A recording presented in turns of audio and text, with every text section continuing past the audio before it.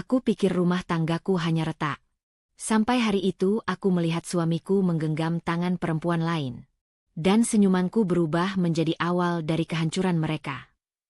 Sebelum mulai ceritanya, komen dulu kalian dari kota atau negara mana. Aku pengen tahu. Jangan lupa like, subscribe, dan aktifkan lonceng, supaya channel ini makin berkembang.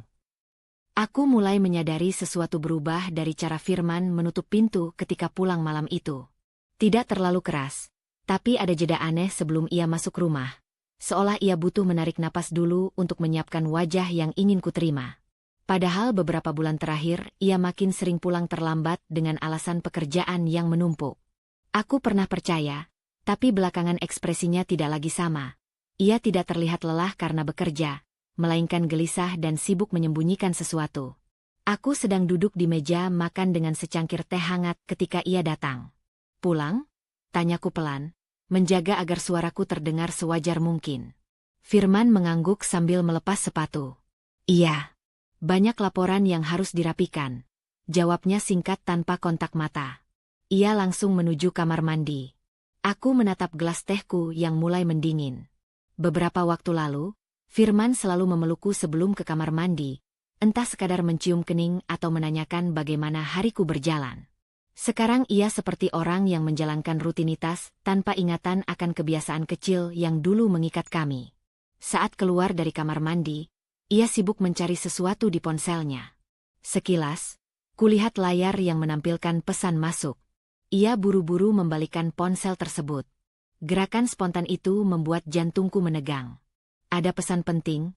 tanyaku sambil memberinya ruang. "Cuma anak kantor," jawabnya cepat. Terlalu cepat. Bahkan sebelum aku benar-benar selesai bertanya. Aku tidak membantah. "Kamu sudah makan?" Firman mengibaskan tangan. "Belum lapar. Kerjaanku tadi bikin pusing."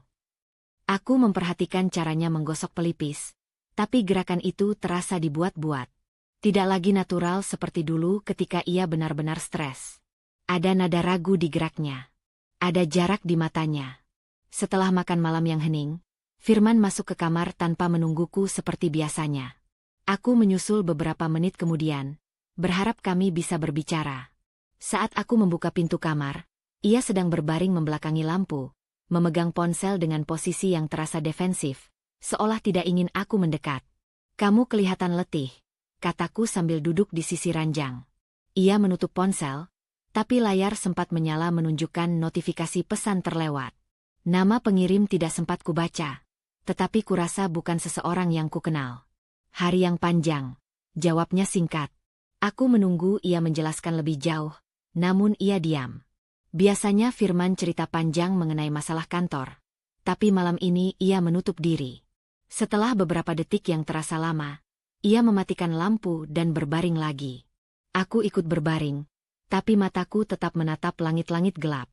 Ada sesuatu yang mengusik, menggelitik, dan semakin lama semakin mengeras menjadi firasat buruk. Pagi berikutnya, suasana rumah tetap hambar. Firman sarapan cepat sambil terus memegang ponsel. Setiap kali layar menyala, ia menunduk berlebihan, tidak seperti biasanya. Bahkan ketika aku menawarkan menyiapkan bekal seperti dulu, ia menolak dengan alasan rapat mendadak. "Kalau butuh sesuatu, bilang saja," ucapku sambil memperhatikannya memasukkan ponsel ke saku. Firman mengangguk. "Iya. Jangan khawatir soal aku." Justru kalimat itu membuatku semakin curiga. Sejak kapan ia merasa perlu menenangkan sesuatu yang tidak kuminta? Saat ia pergi, aku duduk di ruang tamu, memperhatikan kepergiannya dari celah gorden. Mobilnya melaju tanpa keraguan, tetapi ekspresinya sebelum masuk mobil tadi membekas. Gelisah, terburu-buru, seolah ia ingin cepat menjauh dari rumah ini. Aku mencoba mengalihkan perhatian dengan membersihkan rumah, namun setiap sudut terasa asing. Hubungan kami seperti benda yang lecet tanpa aku tahu kapan mulai retak. Selama beberapa bulan terakhir, ia jarang menyentuhku, jarang berbicara, jarang menunjukkan minat pada hidupku. Semua tanda itu sebenarnya sudah lama muncul. Hanya saja baru sekarang aku mau melihatnya jernih. Saat aku merapikan meja kerja kecil di ruang keluarga, tanganku menyentuh setumpuk dokumen yang diletakkan begitu saja oleh Firman semalam. Ia biasa menaruh kertas sembarangan ketika terburu-buru. Aku menggeser beberapa map, lalu menemukan satu amplop putih tipis di bawahnya. Amplop itu terbuka sedikit. Tanpa niat awal mencari sesuatu, aku menariknya keluar. Di dalamnya ada selembar tagihan. Rumah Sakit Mitra Sehat, registrasi pemeriksaan. Mataku menyusuri tulisan di bawahnya. Nama pasien, Firman Prasetyo. Tanggal, 2 minggu lalu. Aku terpaku. Firman tidak pernah bilang ia sakit, jatuh, kecelakaan, atau kontrol apapun. Tidak ada tanda ia sedang menjalani perawatan medis apapun. Jika memang hanya pemeriksaan biasa, mengapa ia menyembunyikan sampai tidak berkata apapun? Ada rasa dingin merayap di dadaku. Tagihan rumah sakit itu seperti pintu kecil menuju sesuatu yang jauh lebih besar. Sesuatu yang belum berani kubayangkan tetapi jelas menunggu untuk terungkap. Aku menutup amplop itu perlahan. Dan untuk pertama kalinya, aku tahu. Aku harus mencari tahu apa yang sebenarnya disembunyikan suamiku. Tagihan rumah sakit itu masih terlipat di tangan Risma ketika ia duduk di tepi ranjang. Kertasnya tipis, tetapi beratnya seperti batu. Nama rumah sakit tercetak jelas, begitu pula tanggal kunjungan. 2 minggu lalu, tepat masa di mana Firman mulai berubah. Sering pulang larut, banyak alasan, dan tatapan yang tak lagi menemuinya ketika berbicara. Risma menarik napas perlahan. Ia tak ingin terburu-buru menuduh apapun, tapi tagihan ini bukan sesuatu yang bisa ia abaikan. Kalau Firman sakit, kenapa ia tidak bilang? Dan kenapa tagihan ini disembunyikan di laci kerja, bukan di tempat biasa mereka menyimpan dokumen penting? Ia meremas jari sendiri. Aku harus memastikan, gumamnya perlahan. Ia berjalan ke meja, membuka ponselnya, dan mencari lokasi rumah sakit yang tertera. Jaraknya tidak jauh. Hanya sekitar 20 menit. Dalam kepalanya, ia menimbang kemungkinan. Mungkin Firman menemani teman kerja, mungkin ada kerabat yang tidak ia tahu. Rasanya hampir mustahil Firman akan merahasiakan hal sebesar itu. Tapi akhir-akhir ini, Firman bukan diri yang ia kenal. Risma mengambil tasnya. Ia menatap ke arah ruang tamu yang sunyi. Rumah itu biasanya terasa hangat, tetapi hari ini seperti tempat asing. Sofa yang dulu jadi tempat mereka bercanda kini hanya benda bisu. Cangkir kopi Firman di meja pun terlihat seperti bukti diam betapa banyak hal yang tidak lagi ia pahami. Tidak apa-apa. Aku hanya mencari tahu, ucapnya pada diri sendiri, memastikan suaranya tetap stabil. Perjalanan ke rumah sakit terasa lebih panjang dari seharusnya. Jalanan yang ramai tidak mampu menutupi suara pikirannya yang saling bertabrakan. Setiap lampu merah terasa seperti jeda untuk menenangkan napasnya yang naik turun. Ia tidak ingin membayangkan hal buruk, tetapi rasa asing di dada membuatnya sulit berpikir jernih. Sesampainya di area parkir rumah sakit, Risma memarkir mobilnya agak jauh dari pintu utama. Ia tidak ingin terlihat mencolok, meskipun belum ada alasan konkret untuk bersembunyi.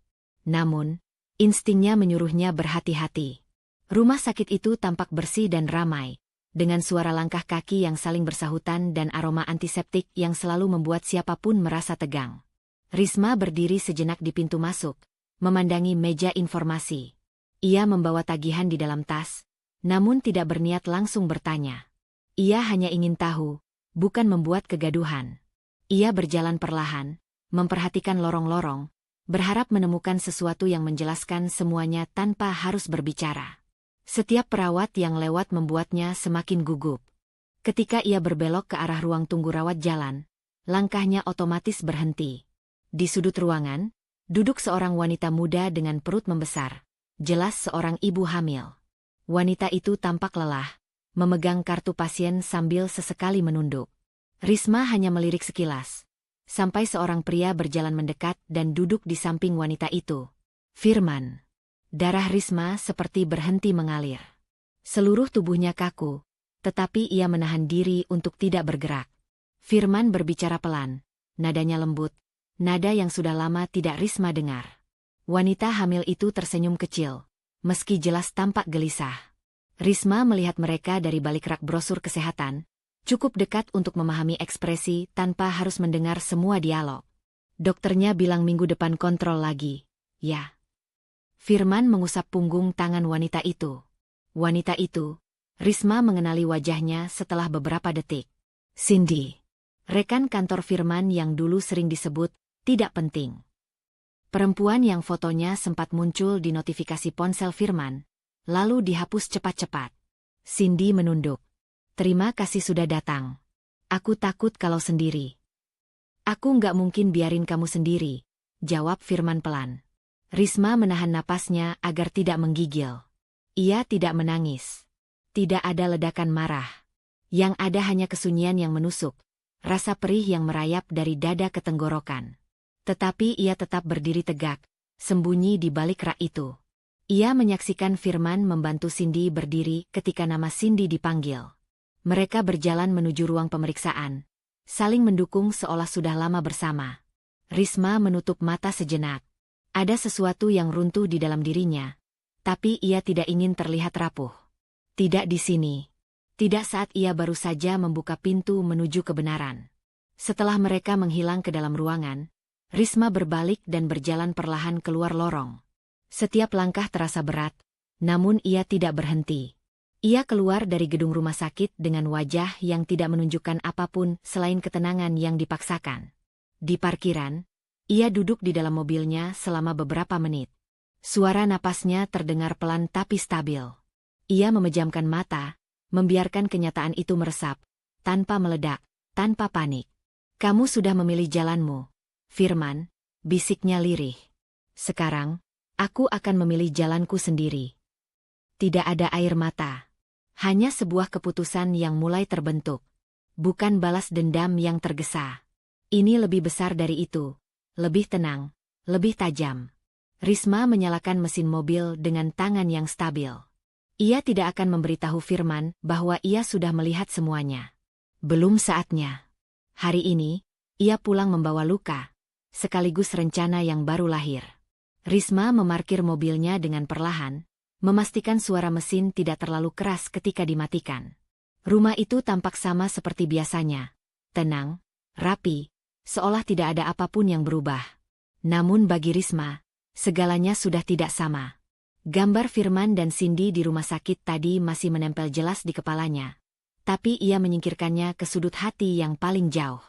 Ia hanya mengizinkan satu kilas balik singkat, cukup sebagai pengingat mengapa ia harus tetap tenang. Ia membuka pintu dengan langkah ringan, seperti hari-hari biasa. Aroma masakan yang belum disentuh memenuhi ruang tamu. Firman rupanya belum pulang. Ini justru membuat Risma bisa bernafas sedikit lebih bebas. Risma menggantung tasnya, merapikan rambutnya sebentar di depan cermin, lalu memaksa bibirnya tersenyum kecil. Senyum yang tampak lembut, tapi menyimpan ruang gelap yang baru terbuka. Setelah memastikan ekspresinya biasa saja, ia menuju kamar. Ia tahu Firman menyimpan sebagian besar barang pribadinya di laci kerja dan meja samping tempat tidur. Selama ini Risma tidak pernah menyentuhnya, bukan karena tidak boleh, tapi karena kepercayaan membuatnya tidak merasa perlu.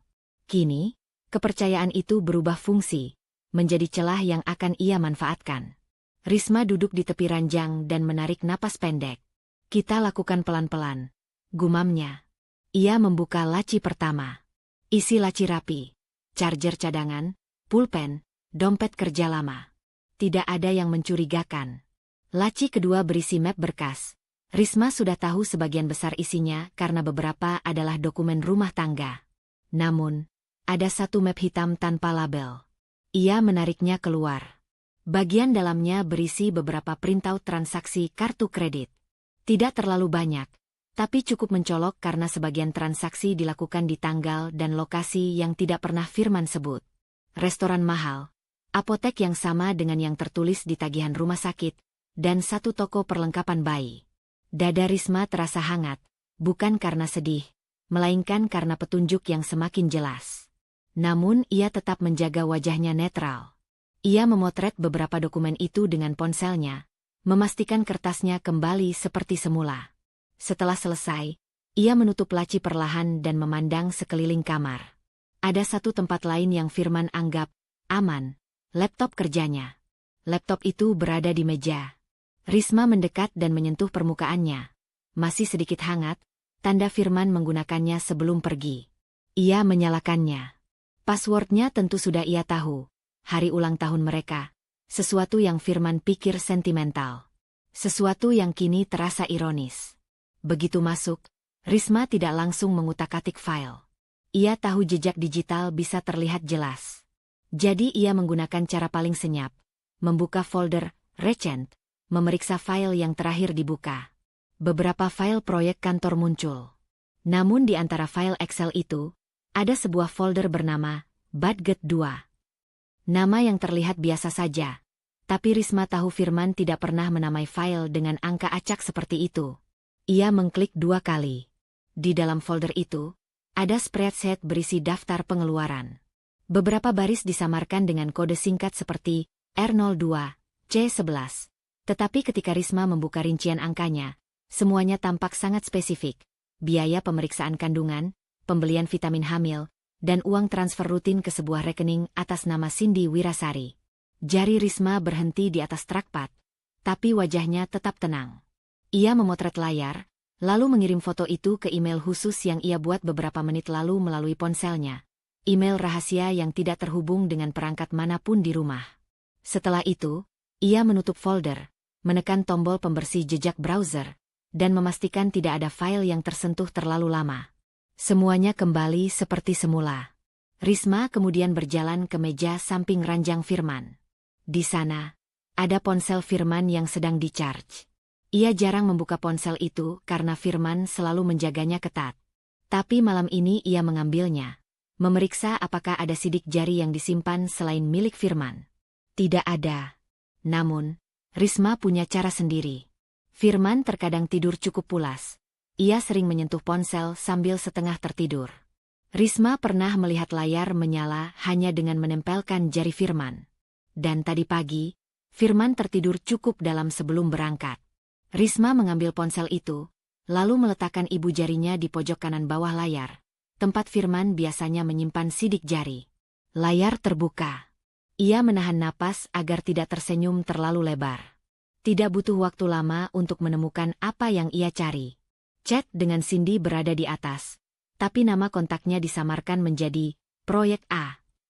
Mereka berbicara tentang kontrol kandungan, tentang biaya yang sudah Firman bayar, dan tentang bagaimana ia akan menyelesaikan semuanya di rumah secepat mungkin. Risma membaca semuanya tanpa suara, tanpa air mata. Yang ia rasakan hanya keheningan yang semakin menguatkan tekadnya. Ia men-screenshot semua pesan itu dan mengirimkannya ke email rahasianya. Sama seperti dokumen lainnya. Ketika suara mobil terdengar memasuki halaman, Risma menutup ponsel dengan cepat, mengembalikannya ke posisi semula. Ia menata napasnya, memastikan wajahnya lembut dan matanya tidak mengeras. Ia berjalan ke dapur, menuangkan air, dan berdiri sambil menunggu Firman masuk. Pintu terbuka. Firman muncul dengan raut lelah, tapi ia tersenyum tipis ketika melihat Risma. "Kamu belum tidur?" tanya Firman. Risma berbalik perlahan, tersenyum kecil. Senyum yang hangat, dan sepenuhnya palsu. "Belum.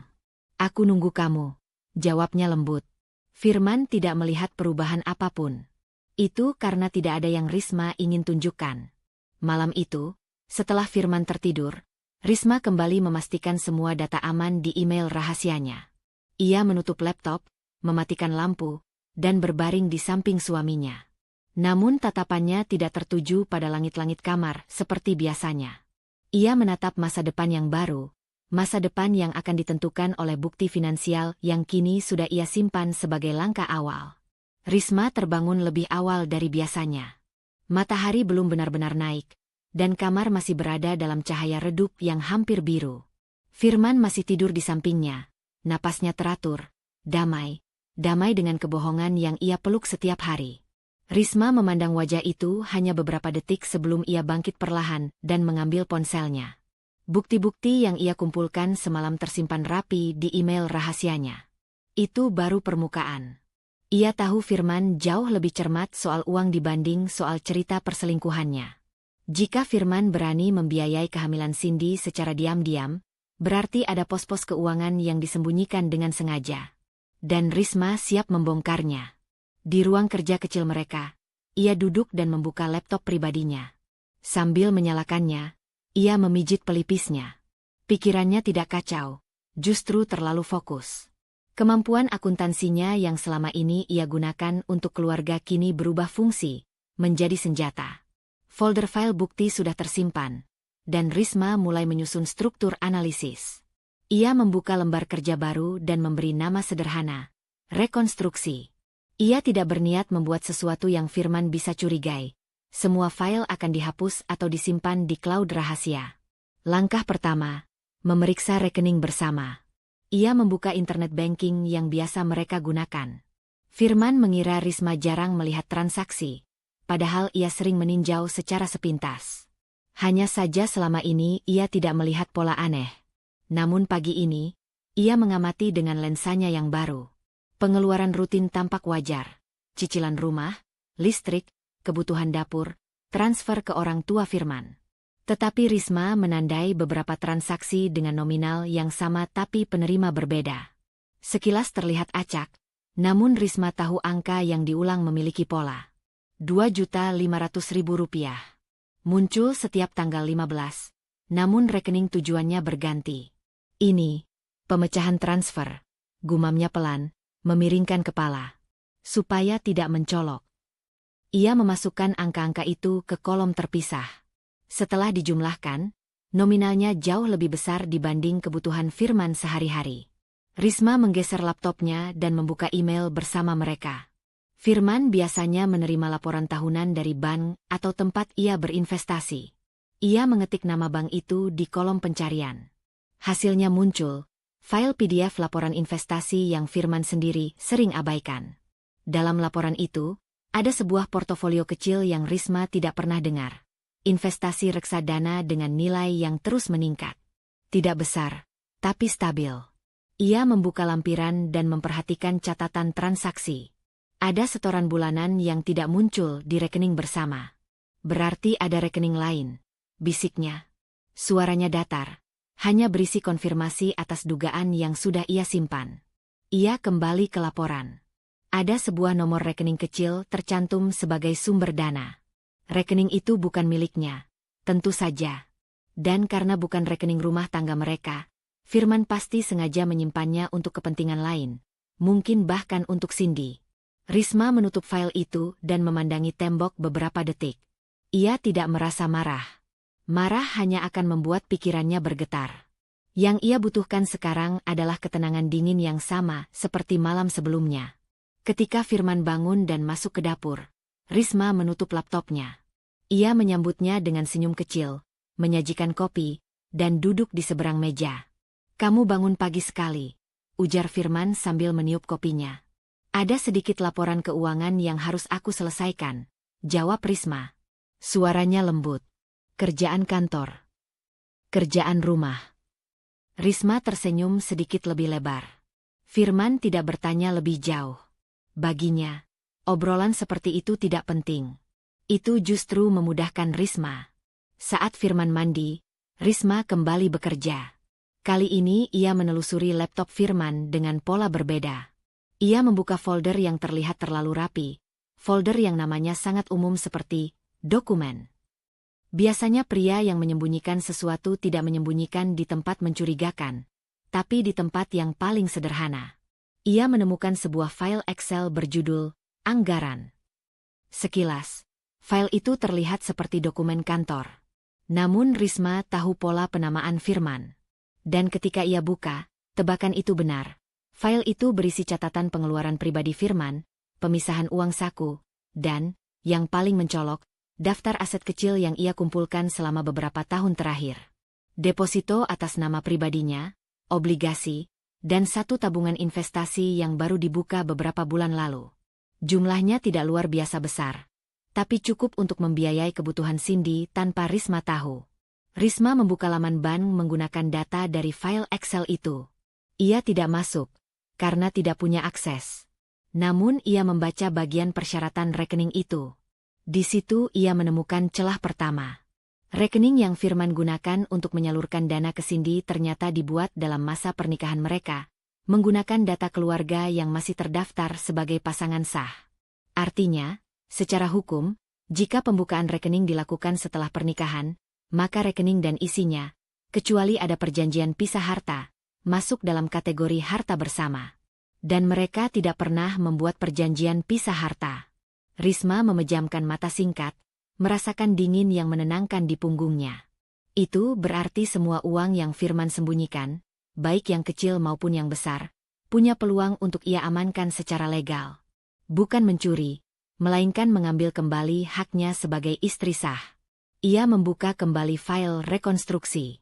Jari-jarinya menari cepat, menyusun kronologi.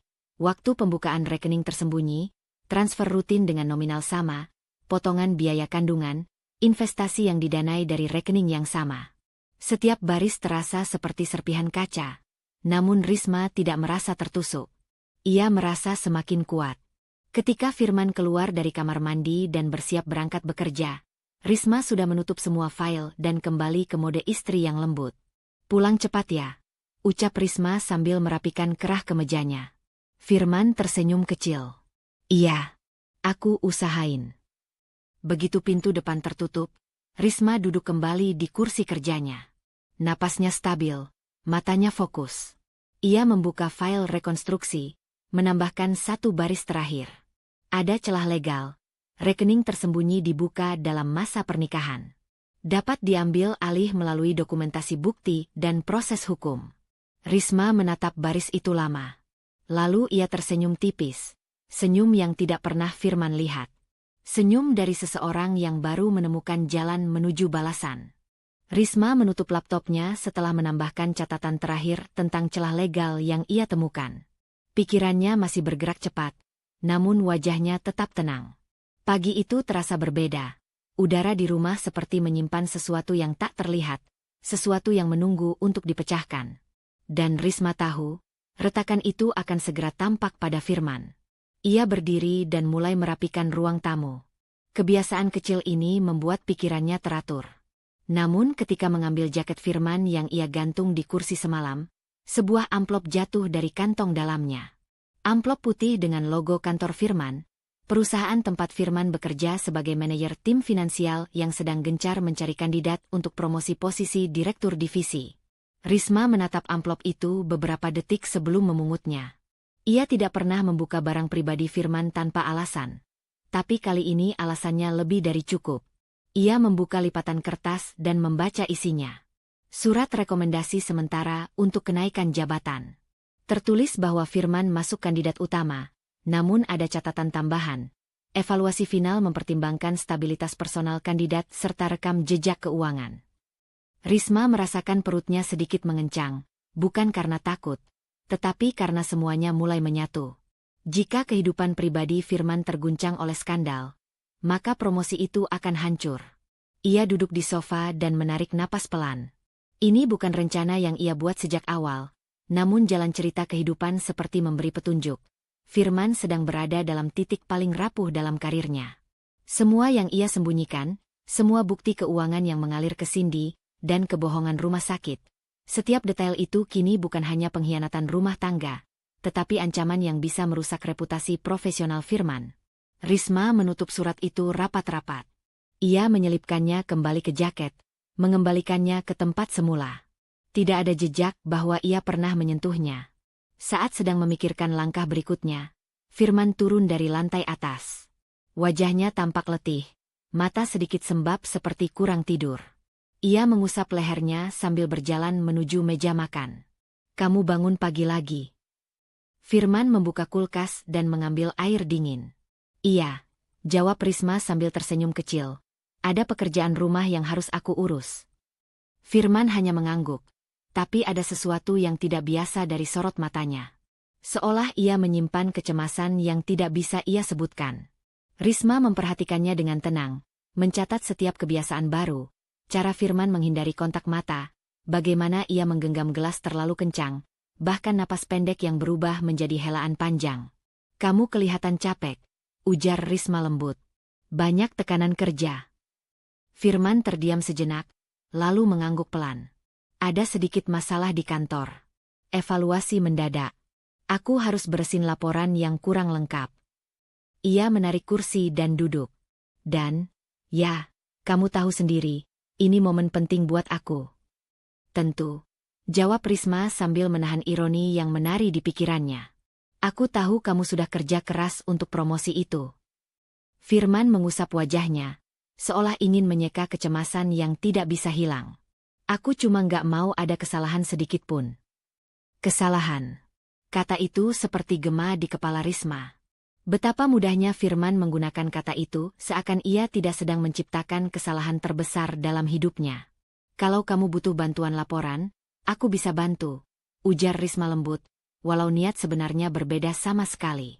Firman tersenyum lelah. Iya, mungkin nanti. Risma memperhatikan tangan Firman yang gelisah mengetuk-ngetuk meja. Tanda bahwa ia sedang mencemaskan sesuatu lebih dari pekerjaan. Mungkin ia takut kebohongan yang ia bangun mulai bocor. Atau mungkin Cindy menekan dari sisi lain. Risma tidak tahu, dan ia tidak perlu tahu. Yang ia butuhkan hanyalah memanfaatkan kegelisahan itu. Setelah Firman berangkat, Risma duduk di ruangan kerja lagi. Ia membuka email rahasia dan melihat semua bukti yang telah ia kumpulkan. Riwayat pengeluaran, transfer berkala, laporan investasi, dan pesan-pesan intim Firman ke Cindy. Setiap file adalah bahan bakar yang bisa meledakkan hidup Firman kapan saja. Risma menambahkan folder baru, dampak reputasi. Ia mulai mengisi dengan catatan-catatan kecil, bukan untuk mengancam, tetapi untuk mengukur kekuatan posisinya. Firman sedang dalam proses evaluasi promosi.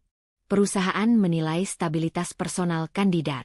Skandal rumah tangga, bukti keuangan tersembunyi, ancaman reputasi serius. Bukti keuangan dapat menjadi dasar gugatan sekaligus memengaruhi penilaian kantor. Risma berhenti mengetik dan memejamkan mata sebentar. Semua ini bukan tentang membalas dengan cara menghina atau menjatuhkan secara kejam. Ini tentang meletakkan keadaan pada keseimbangan.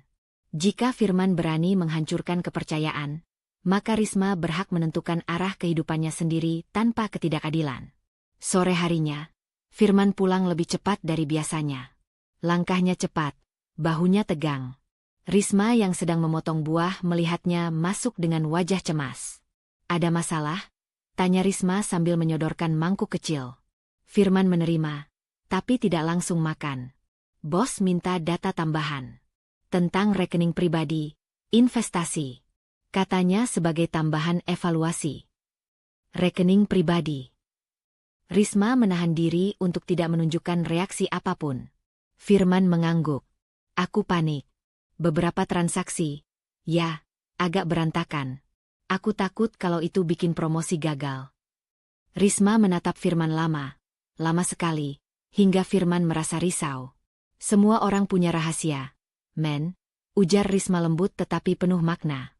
Yang penting, bagaimana kamu mengatasinya? Firman menelan ludah. Iya, benar. Di balik kelembutan itu, Risma merasakan sesuatu mengeras dalam dirinya. Rasa yakin. Rasa mantap. Kebohongan Firman tidak bisa bertahan lama. Apalagi ketika dunia profesionalnya mulai menuntut transparansi yang lebih besar. Malam itu, ketika Firman akhirnya tidur, Risma kembali duduk di depan laptopnya. Ia memandangi semua bukti, semua catatan, dan semua retakan yang kini terlihat jelas dari topeng Firman. Ini bukan lagi sekadar perselingkuhan. Ini sudah menjadi titik lemah yang bisa ia gunakan untuk mengambil kembali kekuasaan yang selama ini Firman pegang sendirian. Dan dengan setiap folder yang ia buka, Risma semakin yakin bahwa waktunya sudah dekat. Waktu ketika balasan tidak hanya menjadi wacana, tetapi kenyataan. Risma menatap layar laptopnya, membaca ulang catatan-catatan yang telah ia susun selama beberapa hari terakhir. Setiap bukti yang ia kumpulkan tersusun rapi seperti potongan puzzle yang menunggu disatukan pada momen yang tepat. Dan kini, setelah mengetahui betapa pentingnya reputasi Firman untuk promosi besar di kantornya, Risma tahu bahwa waktunya untuk melangkah lebih jauh sudah tiba. Ia butuh satu langkah krusial. Dokumen kuasa yang memberi dirinya kendali penuh atas beberapa aset rumah tangga. Bukan sesuatu yang mencolok, hanya surat administratif sederhana yang mudah dilepas pandang. Ia sudah memikirkan cara logis untuk membuat Firman menandatanganinya tanpa mencurigai apapun, melalui urusan rumah tangga yang Firman anggap remeh dan selalu serahkan padanya. Sedikit revisi, sedikit pengalihan, sedikit kelembutan. Semua berjalan mulus jika dilakukan dengan tenang. Risma menyiapkan meja makan sore itu. Ia menata gelas, menaruh dokumen lain sebagai pengalih, dan menyelipkan dokumen kuasa di tumpukan paling bawah. Tidak ada cap resmi yang mencolok. Ia membuatnya dengan format administrasi standar yang biasa mereka gunakan untuk urusan pembayaran pajak dan pembaruan data rumah. Ketika pintu depan terbuka dan Firman masuk, ia sudah siap. Firman terlihat lelah lagi. Bahu kaku, napas berat, wajah sedikit berminyak akibat stres. Ia melempar tas ke sofa dan menghela napas panjang sambil memijat lehernya. "Kantor?" tanya Risma sambil mendekat membawa segelas air hangat. Firman mengangguk tanpa melihat. "Ribet banget. Bos minta laporan tambahan, cross-check data rekening. Aku pusing banget." Risma menempatkan gelas di tangan Firman dan menepuk bahunya. "Sini duduk. Aku lagi bersihin beberapa dokumen rumah. Mumpung kamu ada di rumah, sekalian tanda tangan." "Tanda tangan apa?" Firman memijat pelipisnya, terlalu letih untuk curiga. "Pembaharuan data pajak rumah dan kendaraan," kata Risma datar, seolah ini hal paling membosankan sekaligus rutin. Firman merengut. "Loh, bukannya kita sudah urus itu beberapa bulan lalu?" "Itu baru tahap pertama. Ini yang berkaitan dengan penyesuaian data aset keluarga. Kalau nggak ditandatangani sekarang, nanti malah ruwet. Kamu kan tahu sistem administrasi negara kita gimana." Risma tersenyum tipis. Nada suaranya terdengar jengkel ringan, jenis emosi yang sangat natural. Firman mendesah. Iya, sini." Risma mengambil tumpukan dokumen. Ia sengaja menyodorkan beberapa lembar mudah dulu. Formulir pajak kendaraan, lembar persetujuan perpanjangan data kartu keluarga. Firman menandatangani tanpa membaca, seperti kebiasaannya selama ini. Risma memastikan ritmenya tetap santai. Setelah lembar ketiga, ia menyelipkan dokumen kuasa tepat di bawahnya. Dengan tangan yang tampak biasa saja, Risma menggeser lembar itu ke hadapan Firman. "Tolong yang ini juga," katanya sambil berpura-pura membaca dokumen lain. "Ini untuk penyesuaian data kepemilikan aset rumah tangga. Biar nanti kalau butuh pengurusan pajak, aku bisa wakili kamu." Firman hanya melihat sekilas. Kalimat pembuka dokumen itu tampak sangat normal. Surat kuasa pengelolaan aset rumah tangga dan administrasi keuangan tertentu. Tidak ada yang mencurigakan. Tidak ada istilah teknis yang menakutkan. Firman menggenggam pena dan menandatangani. Tidak ada jeda. Tidak ada pertanyaan. Tidak ada kecurigaan. Risma menahan napas 1 detik untuk memastikan suara penanya berhenti sempurna di ujung tanda tangan. Lalu ia tersenyum dalam hati. Firman melanjutkan tanda tangan pada lembar-lembar berikutnya, kembali pada kebiasaan lamanya. Mempercayakan segala urusan administrasi pada Risma tanpa repot membaca isi. "Udah ya?" Firman mengembalikan pena, menguap kecil. "Sudah," jawab Risma lembut. "Terima kasih." Firman berdiri dan menuju kamar mandi, masih bergumam tentang tekanan di kantor. Risma mendengar suara pancuran air beberapa detik kemudian. Namun Risma sendiri tidak bergerak. Ia masih duduk di meja makan, menatap tumpukan dokumen di hadapannya. Tangan kirinya mengambil lembar kuasa yang baru saja Firman tanda tangani. Ia memeriksanya sebentar. Tanda tangan itu jelas, kuat, tanpa keraguan. Tepat seperti yang ia butuhkan. Risma menyentuh ujung kertas dengan jemari ringan, seolah sedang menyentuh benda rapuh yang sangat berharga.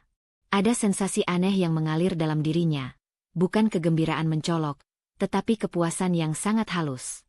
Ia berdiri perlahan, membawa dokumen itu ke ruangan kerja. Ia membuka laci tersembunyi di bawah meja, laci yang jarang dibuka karena letaknya sulit dijangkau. Di dalamnya, ada map coklat yang sudah ia siapkan beberapa hari lalu, tanpa tulisan, tanpa tanda pengenal. Risma memasukkan dokumen kuasa itu ke dalam map. Suara gesekan kertas terdengar lembut tetapi dalam telinganya seperti sebuah deklarasi. Deklarasi bahwa satu langkah besar telah berhasil ia ambil. Ia menyelipkan map itu paling bawah, menutup laci, dan menguncinya dengan kunci kecil yang ia gantung di gelang tipis di pergelangan tangannya. Bukan untuk menyembunyikan dari Firman saja, tapi untuk menyembunyikan dari dirinya sendiri. agar ia tetap ingat bahwa semua ini harus dilakukan dengan kepala dingin. Ketika Firman keluar dari kamar mandi, Risma sudah kembali di ruang keluarga. Ia memegang remote TV dan tersenyum ketika Firman mendekat. "Kamu capek, ya?" tanya Risma lembut. Firman mengangguk. "Kerjaan lagi gila-gilanya." Risma membalas dengan senyuman yang lembut namun dalam. "Tenang. Semua urusan rumah sudah beres. Kamu fokus saja ke karir kamu." Firman menatapnya dengan rasa syukur tanpa tahu apapun yang barusan ia berikan. Dokumen itu bukan sekadar administrasi. Itu adalah kunci. Dan malam itu, ketika Firman tertidur, tanpa sadar telah menyerahkan sebagian besar kekuatannya, Risma duduk sendirian di ruang kerja yang gelap.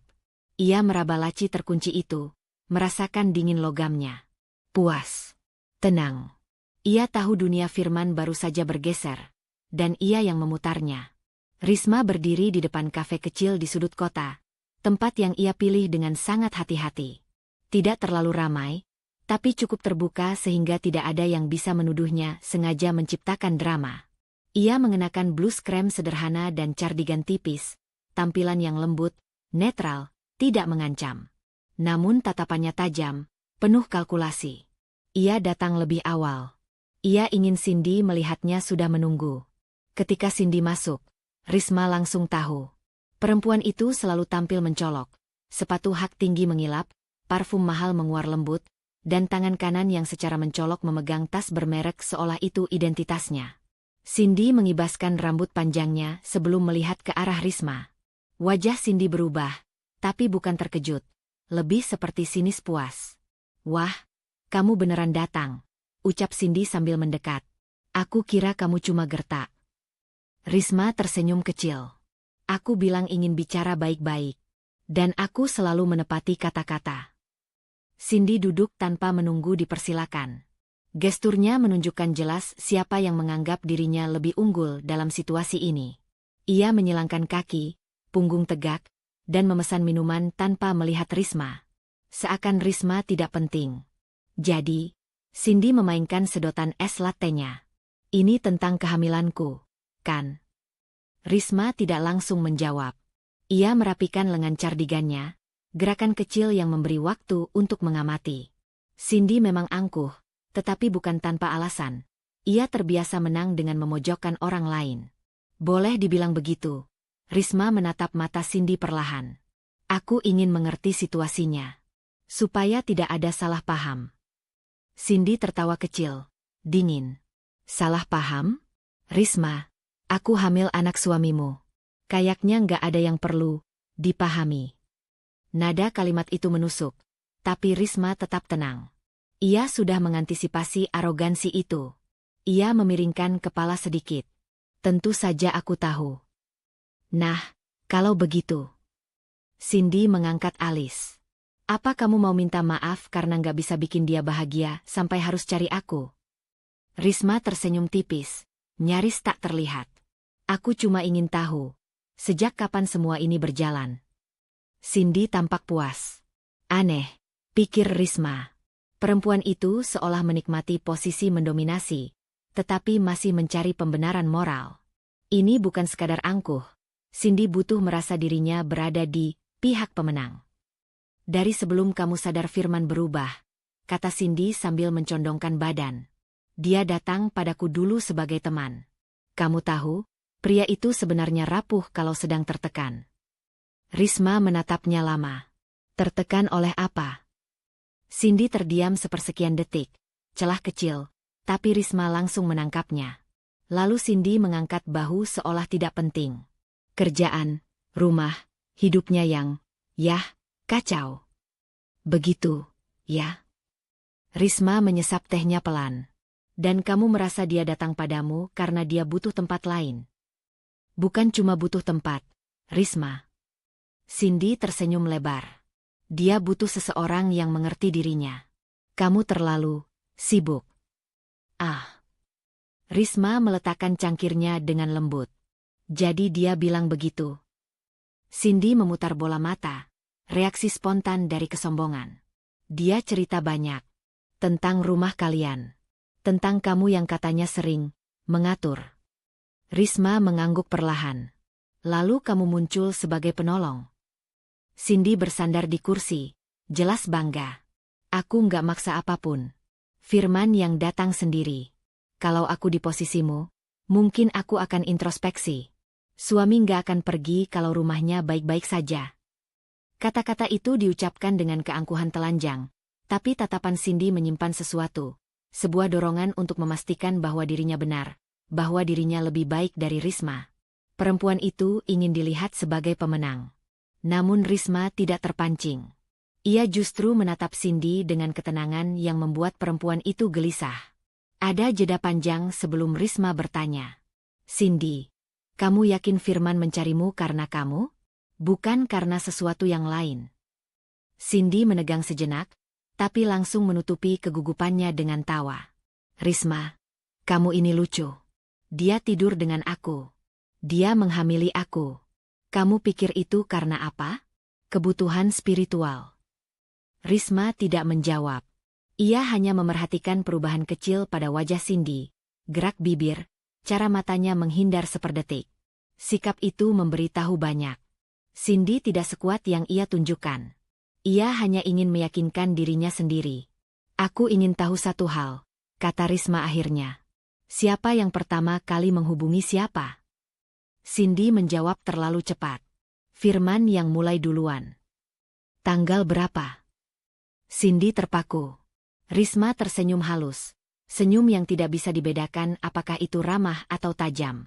Kamu tahu, aku bisa cek semua riwayat telepon dan pesan di ponsel Firman. Aku hanya ingin mendengar versimu. Cindy menggigit bibir. Tidak panjang, tapi cukup untuk menunjukkan bahwa ia tidak punya jawaban yang rapi. Kamu pikir aku yang ngejar dia? Suara Cindy meninggi. Aku tidak bilang begitu.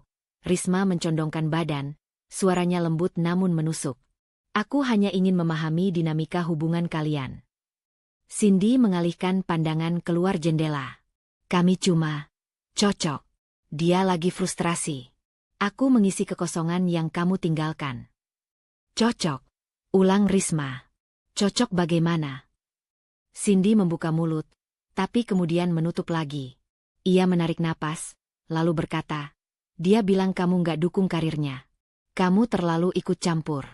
Dia bilang kamu bikin suasana rumah berat. Itu yang dia cerita. Risma diam. Seolah sedang menyerap informasi. Mungkin bagi Cindy ini tanda bahwa ia berhasil menggoreskan luka. Tetapi sesungguhnya Risma sedang menyusun puzzle baru di kepalanya. Cerita Firman tidak konsisten. Sangat tidak konsisten. Dan Cindy baru saja mengungkapkan bagian penting yang Firman tidak pernah sebutkan sebelumnya. Terima kasih, kata Risma akhirnya. Suaranya tenang sekali. Itu informasi yang sangat membantu. Cindy mengerutkan dahi. Membantu apa? Pemahaman, jawab Risma sambil mengambil tas. Aku senang kamu jujur. Cindy tampak tidak nyaman. Entah kenapa ia merasa seperti baru saja memberi lebih banyak dari yang ia maksudkan. Risma berdiri perlahan, elegan, dan menatap Cindy terakhir kali. Kamu bilang Firman datang karena frustrasi. Tapi dari ceritamu, justru kamu yang lebih aktif sejak awal. Cindy tersentak kecil.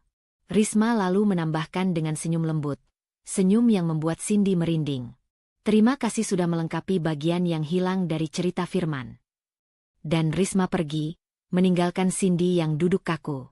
Risma melangkah keluar kafe dengan permainan informasi baru di tangannya. Ia baru saja mendapatkan sesuatu yang sangat berharga. Cindy tidak sepenuhnya yakin dengan perannya. Dan Firman tidak pernah jujur pada keduanya. Itu informasi yang bisa menjadi senjata. Dan Risma tahu persis bagaimana menggunakannya nanti. Risma pulang dari pertemuannya dengan Cindy dengan langkah yang ringan namun terukur. Ada kepuasan sunyi yang mengalir dalam dirinya. Ia tidak perlu berteriak, tidak perlu mengumbar emosi. Cukup mendengar Cindy berbicara, dan kebohongan Firman sudah mulai terlihat jelas. Ada celah besar di antara cerita mereka, dan celah selalu menjadi pintu masuk. Malam itu, Risma duduk di ruang kerja kecil dekat kamar tidur. Lampu meja menyinari catatan-catatan yang ia buat. Bukan catatan emosional, melainkan struktur, data, dan kemungkinan tindakan. Ia menganalisis pola kebohongan Firman dan karakter Cindy yang impulsif. Satu hal tampak jelas, hubungan mereka tidak kokoh. Hubungan yang dimulai dengan perselingkuhan jarang berada di tanah yang stabil. Yang perlu Risma lakukan hanya menyentuh bagian yang paling rapuh. Ia membuka laptop, kembali ke folder salinan data yang ia ambil dari komputer Firman. Setiap file ia telusuri seperti lembar puzzle, laporan keuangan, percakapan pesan, email pekerjaan, hingga folder foto tersembunyi. Ia tidak terburu-buru, ia membaca dengan mata tajam yang biasa ia gunakan saat mengaudit laporan perusahaan. Beberapa transfer dana kecil yang sebelumnya tampak tidak signifikan kini menjadi potongan gambaran yang jelas. Firman mengirim uang untuk kebutuhan Cindy, transportasi, pemeriksaan kesehatan, kosmetik, bahkan sewa apartemen sementara. Tidak banyak, tapi konsisten. Risma tersenyum tipis. Hubungan itu jauh lebih rapuh daripada yang ditunjukkan Cindy di kafe tadi. Keesokan paginya, Risma sengaja membiarkan Firman melihatnya sibuk dengan ponsel.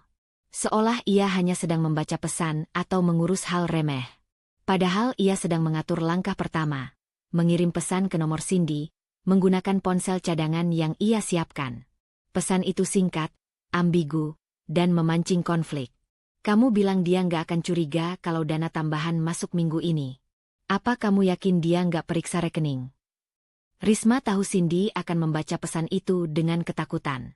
Ia juga tahu perempuan itu akan segera menghubungi Firman, karena Cindy tidak punya kemampuan menahan panik. Risma menekan tombol kirim. Satu pesan kecil yang akan menjadi percikan. 2 jam kemudian, Firman pulang lebih cepat dari biasanya, wajahnya tegang. Risma pura-pura sedang mengganti sprei dan menoleh dengan senyum datar. Kok pulang cepat? Firman menggigit bibir bawahnya, kebiasaan yang muncul saat ia sedang cemas. Ada urusan. Kerjaan, ribet. Oh. Risma mengangguk. Semoga cepat beres.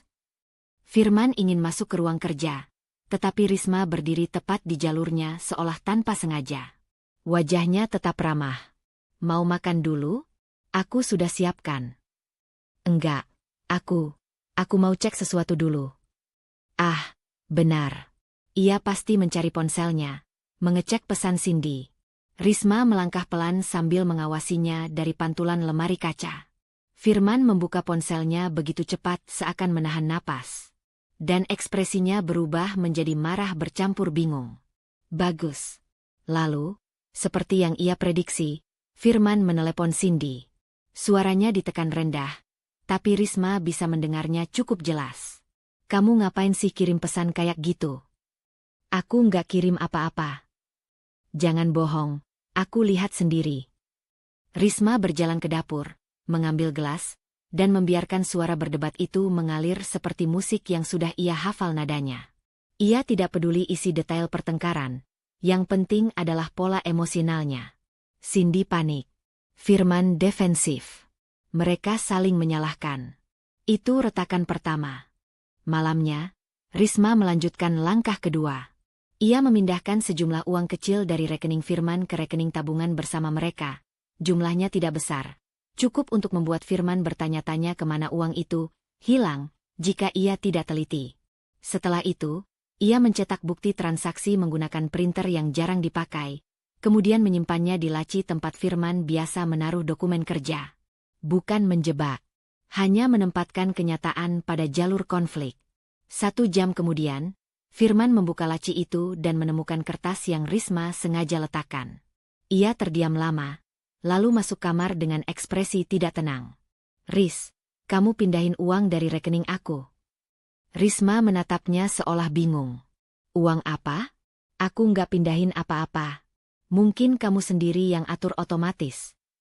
Firman menggeleng. Aku nggak pernah atur auto transfer.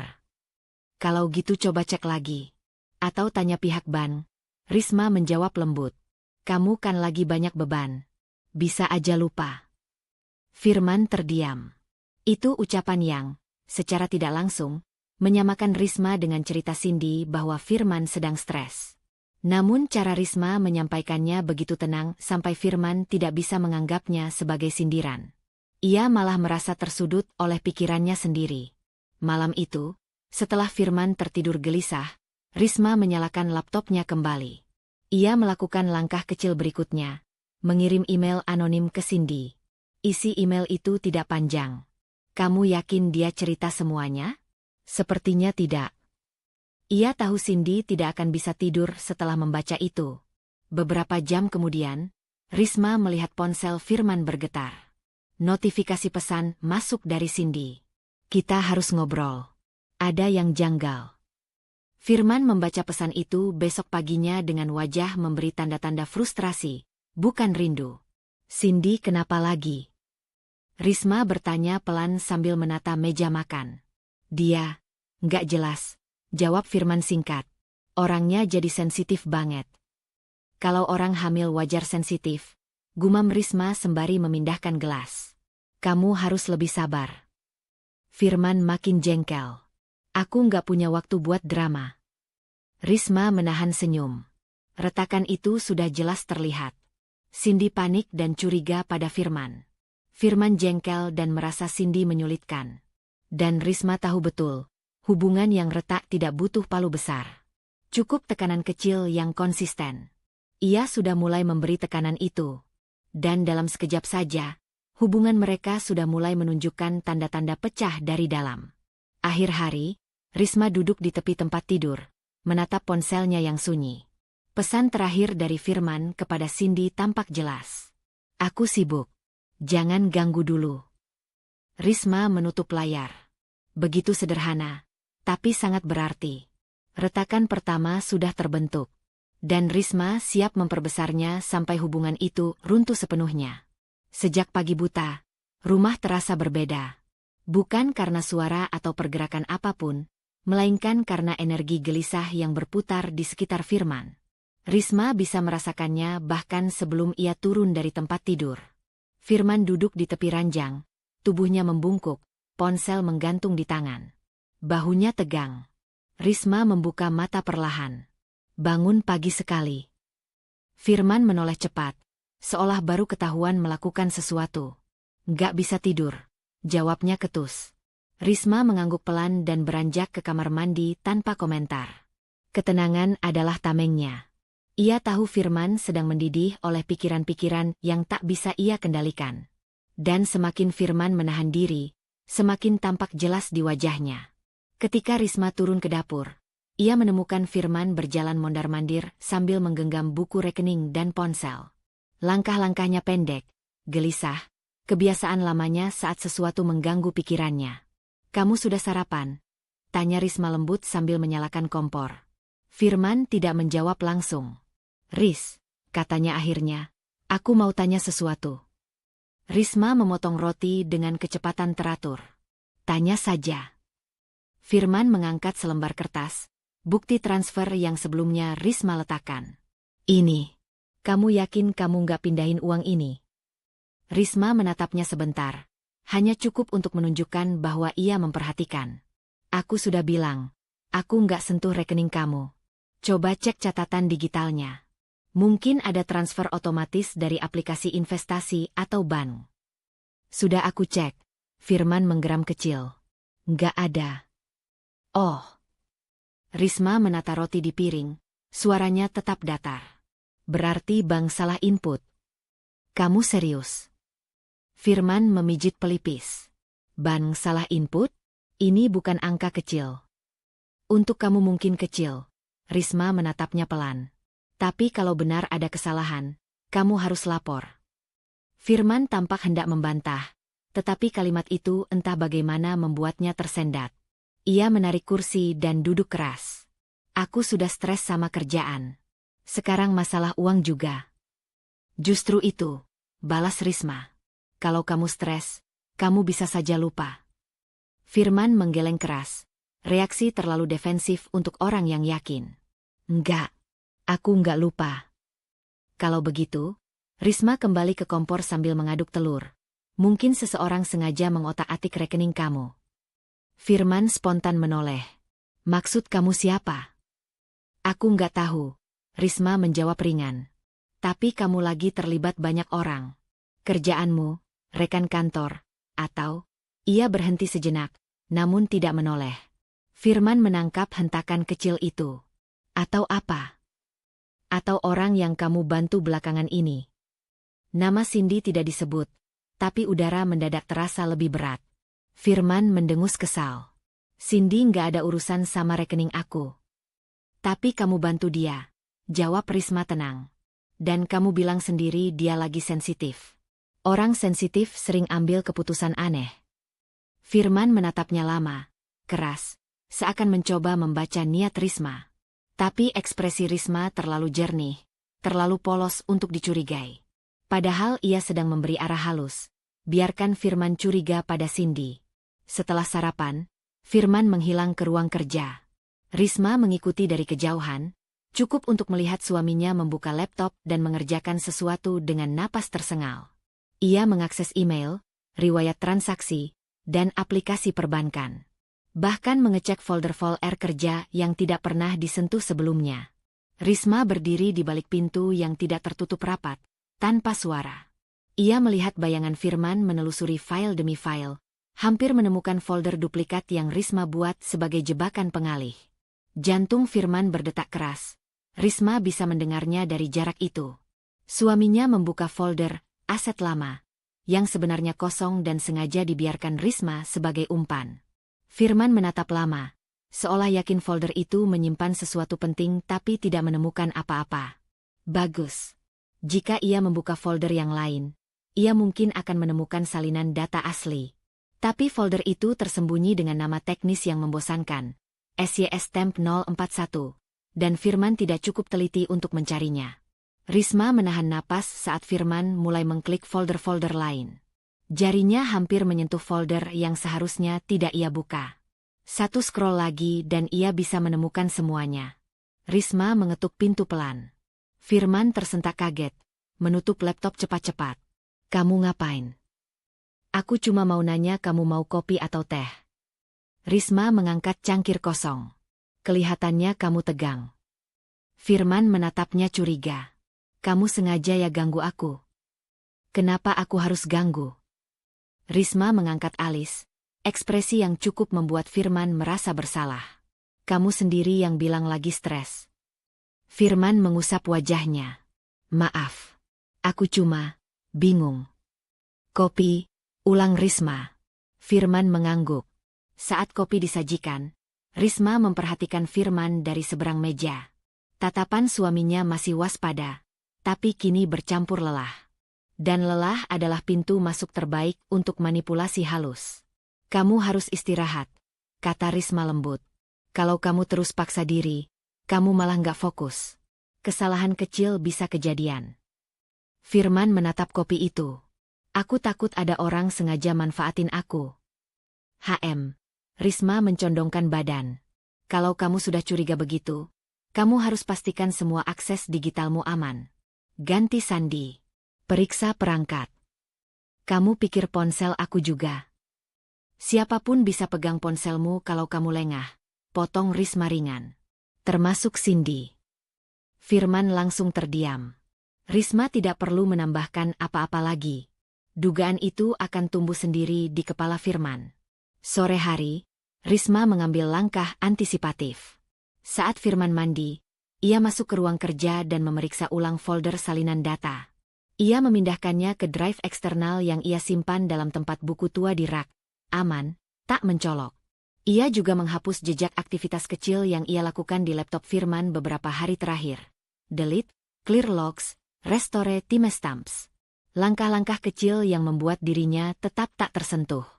Ketika Firman keluar dari kamar mandi, wajahnya lebih gelap dari pagi tadi. Aku baru dari bank, katanya pendek. Oh. Risma pura-pura terkejut. Apa kata mereka? Mereka bilang transaksinya dilakukan dari perangkat rumah. Firman menatapnya tajam. Dari laptop. Risma menahan senyum dalam hati. Laptop kamu atau laptop aku? Tanya Risma pelan. Firman terdiam. Itu pertanyaan sederhana yang mengubah arah kecurigaan. Risma mendekat, menatapnya dengan ketulusan yang ia bangun dengan sangat sabar. Kamu yakin kamu nggak pernah lupa melakukan transaksi? Atau, Risma mengangkat dagu tipis. Ada orang lain yang punya akses ke perangkat kamu. Firman terdiam. Rahangnya mengeras. Ia memikirkan Cindy. Dan itu cukup. Sementara Firman sibuk menelan benih kecurigaan, Risma berjalan kembali ke ruang kerja dalam diam, mengambil drive eksternal yang berisi bukti-bukti. Ia menggeser buku di rak, memasukkan drive itu dengan hati-hati, lalu menutupnya kembali. Ia bergerak dengan ketenangan total. Firman sedang panik. Dan Risma sedang semakin tak terlihat dalam badai pikiran suaminya. Risma tidak pernah menyangka bahwa langkah kecilnya mengikuti jejak digital Firman akan membawanya ke sebuah jurang baru, lebih gelap dari dugaan awalnya. Ia hanya ingin memahami sumber kepanikan Firman belakangan ini. Gelisah, cepat marah, dan sering mengurung diri. Namun, ketika ia mendapati ponsel Firman tergeletak begitu saja di meja kerja, layar masih menyala. Itu seperti undangan yang terlalu sulit untuk diabaikan. Ia melirik ke arah kamar mandi. Air masih mengalir. Waktu terbatas. Risma menarik napas, kemudian menyentuh layar. Sebuah notifikasi dari aplikasi pesan terenkripsi muncul. Nama pengirimnya, G. Hanya satu huruf, dingin, tanpa avatar. Risma membuka percakapan itu. Dan saat itulah dunia kecil yang selama ini ia anggap ia pahami. Retak. G. Kau terlambat lagi. Orang-orangku tidak suka menunggu. Firman, aku sudah bilang aku butuh waktu. Aku sedang mencari dana tambahan. G. 3 hari. Kalau tidak, jangan salahkan siapapun. Jemari Risma membeku. Firman berutang. Kepada seseorang yang punya, orang-orangku? Ini bukan pinjaman online biasa. Ini tingkat yang berbeda. Gelap, terstruktur, berbahaya. Risma menggulir lebih jauh. Pesan-pesan sebelumnya terasa seperti potongan puzzle yang semakin membentuk gambar utuh. Firman meminjam dana besar, lebih besar dari apapun yang pernah ia bayangkan. Ada foto bukti transfer, catatan angka, ratusan juta yang tidak pernah masuk ke rekening rumah tangga. Ada juga voice note singkat dari Firman, suaranya tertekan. Tolong beri aku waktu. Aku janji. Aku hanya perlu menyelesaikan masalah di rumah dulu. Masalah di rumah? Risma mengetatkan rahangnya. Apa Firman menyalahkannya atas utang ini juga? Risma menutup pesan itu dan kembali menelusuri ponsel. Ia membuka folder yang semula tersembunyi. Ternyata Firman menyembunyikannya sangat buruk. Di dalamnya terdapat foto-foto percakapan Firman dan Cindy, beberapa diambil dari layar laptop, beberapa dari ponsel Cindy sendiri. Dan semua itu terhubung. Cindy meminta uang. Banyak. Bahkan mengungkit rencana, masa depan mereka, yang Firman pernah janjikan.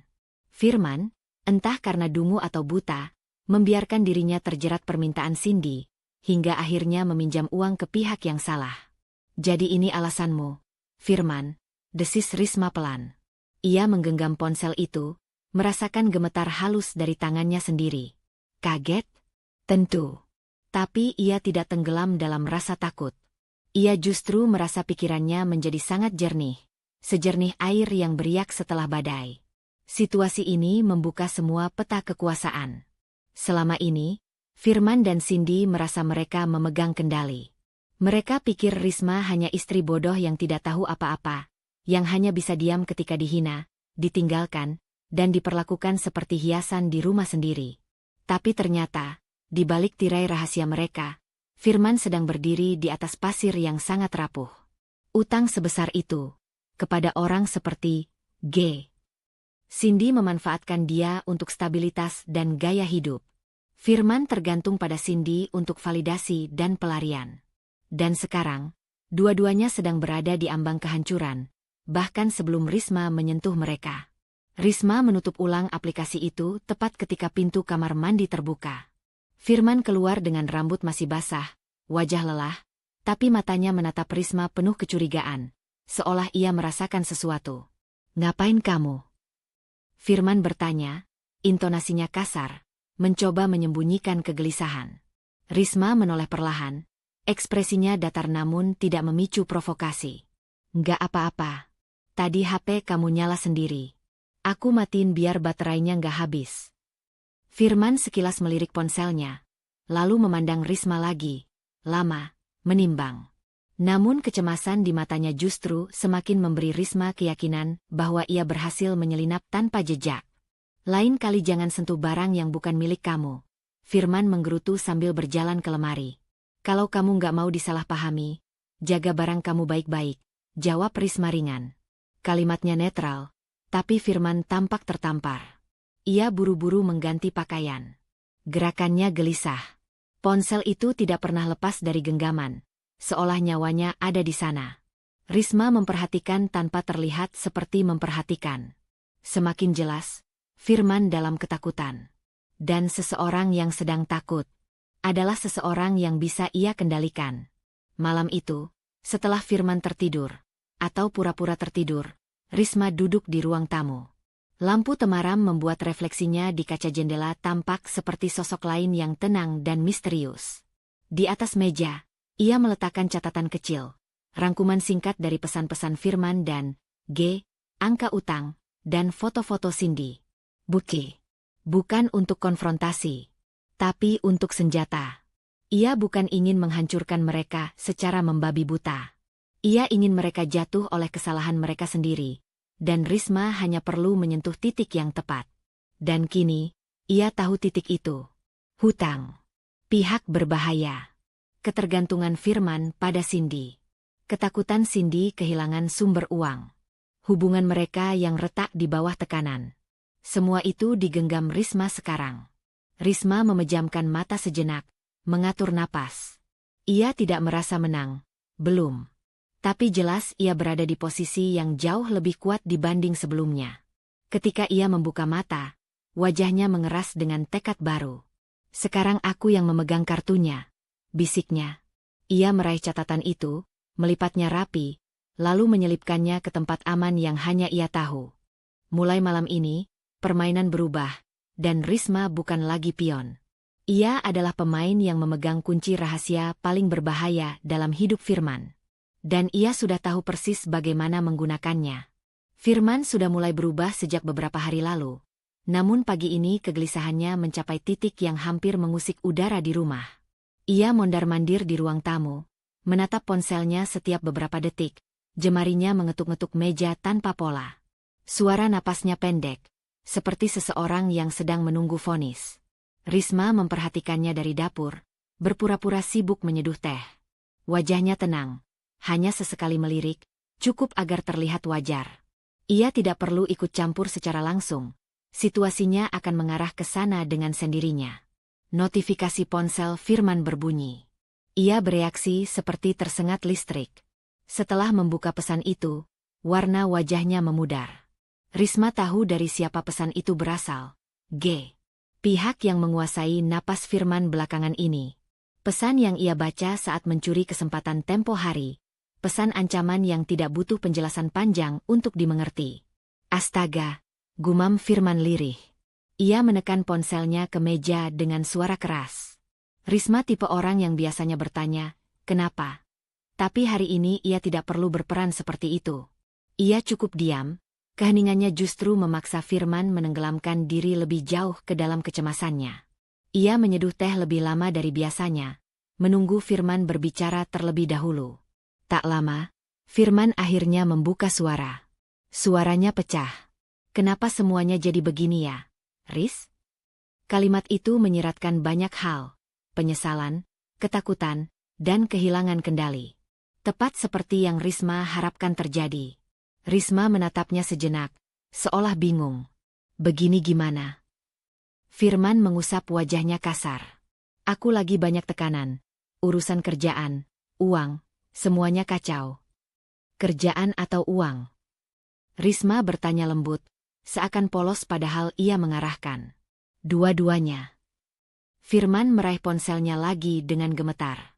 Ada orang, ada proyek yang harus aku selesaikan cepat, tapi dana yang harus aku putar nggak balik-balik. Risma hampir ingin tersenyum. Ia tahu itu bohong. Firman jelas sedang menyamarkan soal utangnya. Tapi ia tidak menantang. Tidak sekarang. Kalau butuh bantuan, kamu bilang, katanya kalem. Firman menatapnya, mata merah, seperti mencari celah untuk bersandar. Tapi ia tahu ia tidak bisa jujur. dan itu membuatnya makin tertekan. Persis yang Risma inginkan. Sementara itu, Cindy berada di sisi lain kota, tetapi tekanan yang sama sedang menghantamnya.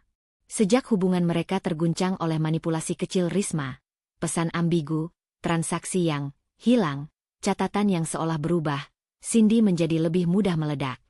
Pagi itu, ia mengirim pesan panjang ke Firman. "Kenapa saldo aku tiba-tiba berkurang? Kamu bilang kamu transfer. Kamu jangan main-main, men. Aku butuh uang itu hari ini." Firman membaca pesan itu tepat ketika ia mencoba menenangkan diri. Rahangnya langsung mengeras. Risma memperhatikan dari kejauhan. Ia melihat perubahan kecil itu, wajah Firman yang menegang, otot leher yang tertarik, gestur frustrasi ketika ia melempar ponsel ke sofa. "Ada masalah lagi?" Risma bertanya pelan, tetap memancing. Firman tidak menjawab. Ia mengambil jaketnya dan berjalan ke pintu. "Aku keluar dulu." "Tapi kamu belum." "Aku keluar dulu," serunya, menutup pintu dengan keras. Risma tidak tersinggung. Ia justru tahu, Firman akan pergi ke Cindy. Dan mereka akan bertengkar. Parah. Karena semua bahan bakarnya sudah ia siapkan. Di mobil, Firman menerima panggilan Cindy. "Apa?" Firman hampir berteriak begitu suara Cindy menyembur keluar. "Kenapa uangnya belum masuk? Kamu bilang semalam." Suara Cindy gemetar, antara marah dan takut. "Udah aku transfer. Gimana sih kamu?" "Bohong. Aku cek barusan. Nggak ada. Kamu sengaja ya? Kamu pikir aku mau nunggu sampai aku jadi malu?" Firman menekan setir. "Aku bilang udah. Mungkin sistemnya." "Jangan salahin sistem. Kamu selalu cari alasan." Cindy membalas cepat. Panik, nada suaranya menusuk. "Men, aku butuh uang itu. Kamu janji. Kamu pikir hubungan kita kuat cuma pakai janji?" Hening sejenak. Firman terdiam, matanya berkedut. Risma bisa membayangkan adegan itu. Cindy meledak, Firman mempertahankan kebohongannya. Keduanya terjebak dalam tekanan yang sama tapi saling menyalahkan. Dan setiap detik, retakan itu membesar. Sore hari, Firman kembali ke rumah. Langkahnya berat, wajahnya hancur. Risma duduk di sofa sambil membaca buku, terlihat sepenuhnya tenang. "Kamu kelihatan capek," ujar Risma ringan. Firman tidak menjawab. Ia duduk, menunduk, dan memijat pelipisnya. Aku nggak ngerti kenapa semuanya jadi serumit ini." Risma tetap memainkannya halus. "Mungkin karena kamu terlalu banyak nyimpen sendiri." Firman menggertakkan gigi. "Ada hal-hal yang kamu nggak akan ngerti. Kalau kamu nggak cerita, ya aku memang nggak akan ngerti." Firman menatapnya lama. Ada ketakutan di sana, tapi juga ketidakmampuan untuk mengakui. Ia terbelah antara ingin jujur dan ingin tetap mempertahankan rahasianya. Disinilah Risma mendorongnya ke tepi. "Kalau kamu butuh bantuan, aku bisa cek keuangan rumah. Mungkin ada dana yang bisa dipindahkan. Atau..." "Enggak." Firman memotong cepat, keras, panik. "Jangan utak-atik apapun." Jawaban itu seperti memastikan kebohongannya. Semakin ia melarang, semakin jelas ia menyembunyikan sesuatu. Risma menutup bukunya perlahan, seolah mencerna. "Baik, kalau itu yang kamu mau." Ia bangkit dan meninggalkan Firman sendirian. Di balik tembok kamarnya, Risma tersenyum tipis. Tekanan semakin kuat. Uang Cindy berkurang, berkat manipulasi kecilnya. Firman terdesak oleh ancaman G, dan keduanya saling menyalahkan saat ketegangan mencapai puncak. Dan malam itu, Firman menerima pesan baru. "G, besok. Batas terakhir. Kalau tidak, aku datang sendiri." Firman pucat, hampir tak bisa bernapas. Krisis keuangan itu tidak lagi menjulang di kejauhan. Sekarang ia berdiri tepat di depan pintu, mengetuk dengan ancaman. Sementara Risma, di balik pintu kamar, mengetahui satu hal pasti. Pertahanan Firman dan Cindy sudah retak begitu parah. Satu dorongan kecil lagi, dan semuanya akan runtuh. Rumah itu dulu pernah menjadi tempat Firman mencari ketenangan. setidaknya sebelum semua rahasianya mulai terungkap sedikit demi sedikit, sebelum tekanan dari hutang dan Cindy membuatnya kehilangan arah. Kini, setiap sudutnya terasa seperti dinding yang mendekat, memaksa napasnya pendek. Ia pulang dalam keadaan kusut, mata merah, jaket setengah terlepas. Risma menyadari bahwa hari ini batas Firman sudah hampir habis. Ketika Risma meletakkan gelas air di meja makan, Firman masuk sambil membanting kunci ke permukaan meja. Suaranya memecah keheningan. "Kamu pakai uang itu, ya?" tuduhnya tanpa pembuka. Nada suaranya tidak keras, tapi tajam, menusuk, ditumpuk oleh kecemasan yang ia bawa dari luar. Risma menatapnya sebentar, tidak terkejut. Tekanan ini sudah ia prediksi setelah melihat cara Firman hampir terpojok dengan hutangnya. "Aku nggak ngerti maksud kamu," jawab Risma tenang. Firman mendekat. Jaraknya hanya beberapa langkah. "Jangan pura-pura. Ada dana yang hilang. Kamu ambil." "Kenapa aku harus ambil?" Risma mengangkat alis. Nada suaranya tetap datar. "Aku pegang keuangan rumah." "Iya. Tapi kamu bilang sendiri, aku nggak boleh sentuh akun pribadi kamu." "Jangan muter-muter, Riz." Firman menghentakkan tangannya ke meja, membuat gelas berguncang. Ada sesuatu di dalam dirinya yang seperti sedang mencari tempat untuk meledak, dan Risma adalah sasaran paling aman yang bisa ia pilih. "Kalau kamu kehilangan uang," lanjut Risma lembut, "mungkin kamu harus tanya orang yang memang kamu beri akses." Firman membeku sejenak. Nama itu tidak disebut, tapi bayangannya sudah jelas. Cindy. Risma tahu itu menusuk tepat di titik yang paling rapuh. Firman mengambil napas kasar. "Jangan ikut campur urusan aku. Aku cuma jawab pertanyaan kamu." Risma tetap tidak terpancing. "Kamu pulang, marah-marah, nuduh aku, tanpa bukti. Aku cuma minta kamu tenang." "Tenang? Kamu nyuruh aku tenang?" Firman tertawa pendek, tawa pahit yang terdengar seperti teriakan yang ditahan. "Kamu nggak ngerti apa yang aku hadapi." "Karena kamu tidak mau cerita," jawab Risma. Firman mengusap rambutnya. Frustasi. "Kalau aku cerita pun kamu nggak bakal ngerti." "Coba saja." Caranya menantang tidak dengan agresi, tetapi ketenangan. Dan itu yang membuat Firman semakin marah, karena ia terlihat tidak punya kendali atas dirinya sendiri, sementara Risma berdiri tanpa bergeser. "Sudah cukup," gumam Firman akhirnya. "Sudah cukup semua ini. Kamu bikin semuanya makin ruwet." Risma menatapnya lama, mata hitamnya tidak berkedip. "Aku yang bikin ruwet." Firman membuka mulutnya untuk membalas, tetapi terhenti. Ada sesuatu di wajah Risma yang membuat kata-katanya mengecewakan dirinya sendiri. Bukan kemarahan, bukan kesedihan.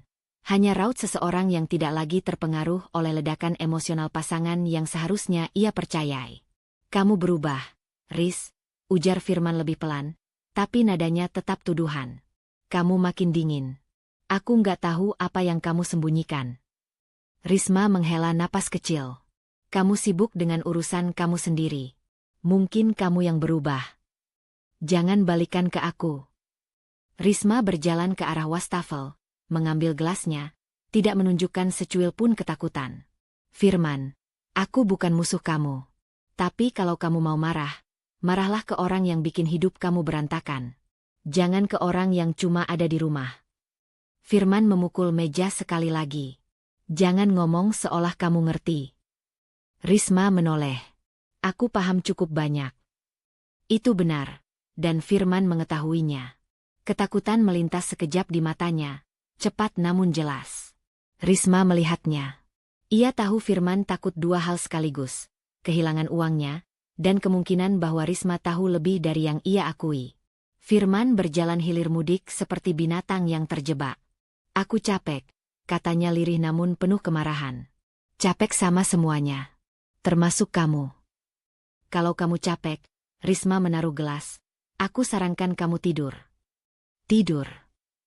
Firman menyeringai, putus asa. "Aku bisa dibunuh kalau aku tidur." Kata itu meluncur begitu saja. Sebuah slip, pengakuan tanpa sengaja. Risma menahan senyum. "Akhirnya, siapa yang mau bunuh kamu?" tanyanya lembut, pura-pura awam. Firman sadar ia kebablasan. Enggak ada. Kamu jangan tanya. Risma mengangguk. Baik. Sikapnya yang tenang justru mengguncang Firman lebih dalam. Ia merasa dikuliti tanpa disentuh. Didudukan pada bangku pengakuan tanpa diminta. Aku keluar, gumam Firman akhirnya.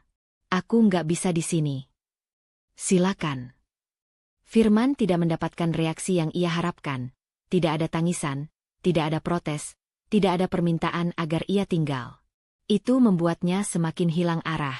Ia mengambil kunci dan pergi, membanting pintu, meninggalkan keheningan yang justru terasa seperti kemenangan bagi Risma. Saat suara mobil menjauh, Risma tenang-tenang saja berjalan ke meja makan. Ia mengambil kunci cadangan dari laci, memeriksa ulang dokumen kuasa yang sudah ditandatangani Firman sebelumnya, dan membuka laptopnya. Wajahnya datar, tapi matanya menyala dengan keyakinan yang tidak ia sembunyikan lagi. Pertengkaran barusan bukan kegagalan. Itu adalah tanda bahwa Firman berada tepat di titik terlemahnya. Rumah sudah mulai pecah. Fondasi emosionalnya runtuh. Hubungannya dengan Cindy retak. Keuangannya porak-poranda. Dan rasa curiganya melompat-lompat ke arah yang salah. Risma memegang dokumen itu erat, lalu meletakkannya kembali ke tempat aman. Senyumnya muncul perlahan. Segala yang ia bangun, kecurigaan, tekanan, celah-celah yang sengaja ia buat, semuanya mulai membuahkan hasil. Dalam batin, ia hanya mengatakan satu hal. Waktunya semakin dekat. Setelah ini, tidak ada yang bisa menyelamatkan Firman dari runtuhnya dirinya sendiri. Dan malam itu, Risma tahu tepat apa yang harus ia lakukan selanjutnya. Pukulan final sudah di depan mata. Ia hanya perlu menjatuhkannya dengan presisi. Pagi itu udara terasa ringan bagi Risma. Ringan bukan karena bebannya hilang, tetapi karena ia akhirnya berada di titik di mana semua potongan yang ia kumpulkan siap dipasangkan menjadi satu langkah besar. Dokumen-dokumen yang telah ia amankan selama berminggu-minggu tertata rapi di dalam map hitam. Kuasa aset, bukti transfer ke Cindy, laporan hutang, hingga rekaman percakapan yang Firman sendiri tidak sadar pernah ia biarkan terekam lewat pesan suara yang tak sengaja terkirim. Ia menyalakan komputer di ruang kerja kecilnya, memeriksa ulang surat kuasa yang ditandatangani Firman beberapa waktu lalu, dokumen yang menjadi kunci memindahkan sebagian besar aset atas nama keluarga ke tangannya. Semua legal, bersih, dan yang terpenting, Firman menandatanganinya tanpa membaca. Percaya bahwa itu hanya berkas administrasi rumah seperti yang ia katakan. Risma mengecek jam tangan. Sudah waktunya. Ia menghubungi notaris yang sejak kemarin siap mengesahkan proses pemindahan aset. Notaris itu tidak muncul sebagai tokoh di ceritanya. Risma hanya perlu menandatangani beberapa formulir yang sebelumnya telah disiapkan sesuai kuasa Firman. Ia datang, menyelesaikan semua administrasi resmi dalam waktu singkat, lalu pulang dengan koper kecil berisi salinan legal. Dengan itu, harta yang selama ini Firman sembunyikan, termasuk investasi, dana darurat perusahaan, dan rekening yang ia pikir tidak mungkin Risma ketahui, telah berpindah ke tangan istri sahnya. Bagian pertama dari rencana sudah selesai. Bagian kedua adalah yang akan benar-benar menghancurkan Firman. Kantor Firman berada di gedung bertingkat yang tampak megah dari luar. Tapi Risma tahu betul bahwa tempat itu sangat sensitif terhadap reputasi. Setiap pegawai, setiap pemimpin, hidup dari citra profesional. Skandal kecil bisa menjadi racun yang menyebar cepat, apalagi skandal yang menyangkut moral dan keuangan. Risma masuk melalui lobi dengan langkah mantap. Keamanan mengenali namanya sebagai istri Firman dan mempersilakan ia naik tanpa banyak pertanyaan. Ia membawa map hitam itu di tangan, tidak sedikit pun berusaha menyembunyikannya.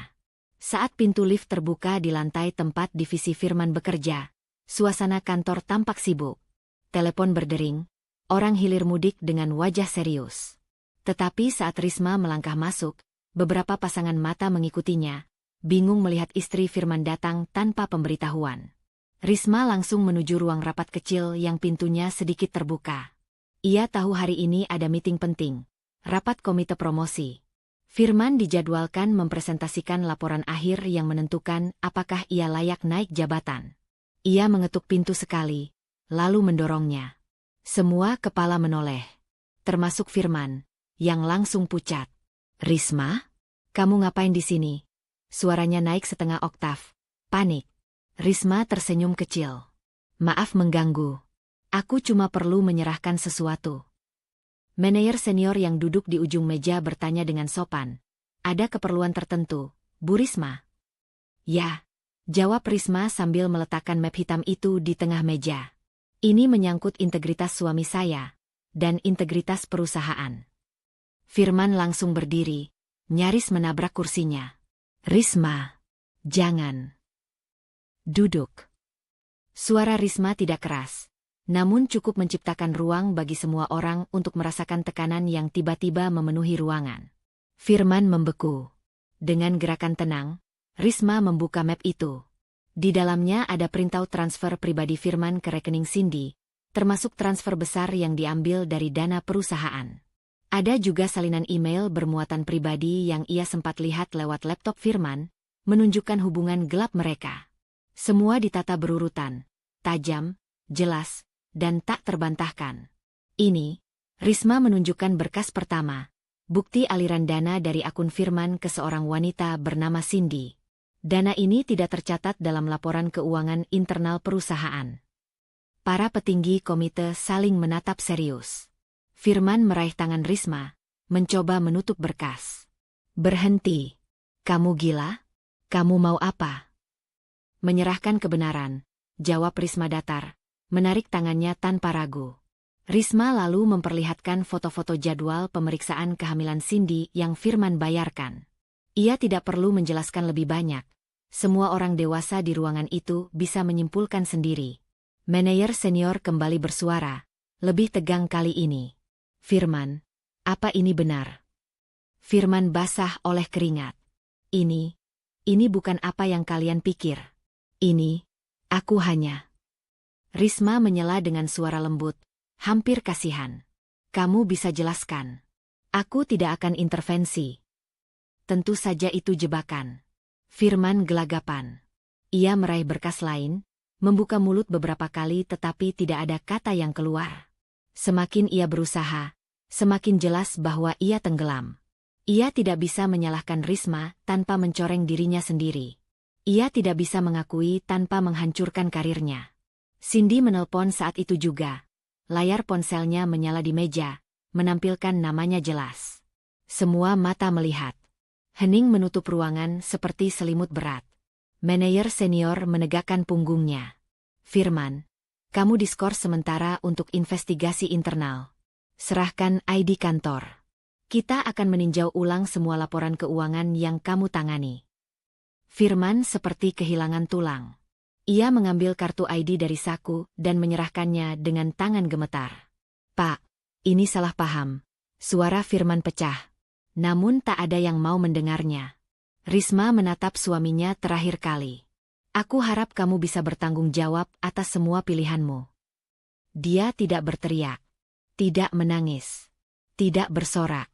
Ia hanya berjalan keluar dengan langkah mantap, meninggalkan Firman yang ambruk di kursinya. Dunianya runtuh, karirnya hancur, reputasinya tak bisa diselamatkan. Dan itu baru permulaan bagi Risma. Firman pulang sore itu dengan langkah yang tidak lagi bisa disebut langkah, lebih seperti seret tubuh seseorang yang baru saja kehilangan pondasi hidupnya. Risma sedang duduk di ruang tamu, menata dokumen tanpa ekspresi khusus. Ia mendengar pintu dibuka kasar, tetapi tidak menoleh. Yang mengisi ruangan bukan suara, melainkan keputusasaan yang mengambang begitu tebal hingga udara terasa berat. Firman berdiri beberapa detik di ambang pintu, mencoba bernapas. Jaketnya terlipat tidak rapi, dasinya hilang entah di mana. Wajahnya pucat, dan matanya kosong. Bukan kosong karena marah, tetapi karena runtuhnya sesuatu yang tidak bisa ia bangun kembali. Risma. Suaranya pecah. Mereka pecat aku. Risma tidak bereaksi berlebihan. Ia hanya mengangkat wajah perlahan. Aku sudah menduga. Firman menutup pintu dan merosot ke lantai, punggungnya bersandar pada dinding.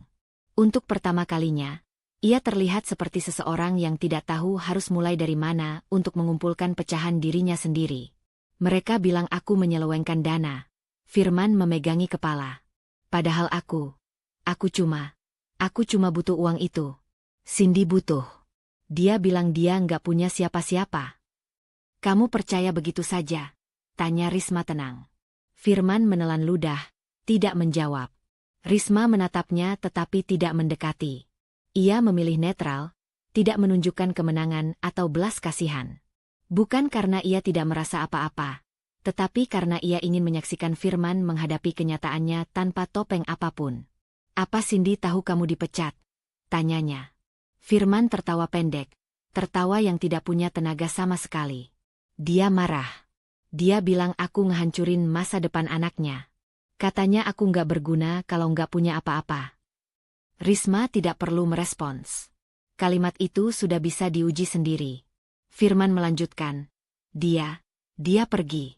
Katanya dia nggak mau ngurusin hidupku yang berantakan. Dia blokir nomorku. Risma memperhatikan perubahan ekspresinya. Bukan drama, bukan amarah, hanya kehampaan yang datang ketika seseorang benar-benar kehilangan pegangan terakhirnya. Uang kamu habis, tanya Risma. Aku lihat semua rekening tadi. Firman memalingkan wajah seolah malu pada dirinya sendiri. Kosong, Riz. Semuanya. Aku bahkan gak bisa bayar cicilan akhir bulan ini. Keheningan di antara mereka tidak panjang, namun terasa menghimpit. Risma tahu sebagian besar uang itu kini berada di tangannya. Hanya saja ia tidak merasa perlu menyampaikan apapun. Semua itu tertulis secara legal dan sah, dan Firman sendiri yang memberikannya kuasa. Firman berbicara lagi, lebih lirih. Kamu benci aku, kan? Risma tidak menjawab langsung. Ia bangkit dari sofa, menata map di meja, lalu berkata, aku cuma melihat kenyataan, Firman. Firman memukul lantai pelan, frustasi menelusup dari gerakannya. Aku kehilangan semuanya, Riz. Jabatan, uang, Cindy, semuanya hilang dalam sehari. Itu konsekuensi, ujar Risma sederhana. Firman menatapnya, dan di matanya ada pengakuan yang tidak ia ucapkan, bahwa ia tahu Risma sudah melihat semuanya jauh sebelum ia jatuh. Bahwa ia tahu Risma tidak butuh skandal itu untuk membalas, karena hidup sendiri sudah cukup menghukum. Kenapa kamu nggak pergi? Firman bertanya dengan suara rusak. Kenapa kamu nggak ninggalin aku? Risma tidak beranjak dari tempatnya. Itu pilihan kamu, bukan pilihanku. Firman mengerutkan kening.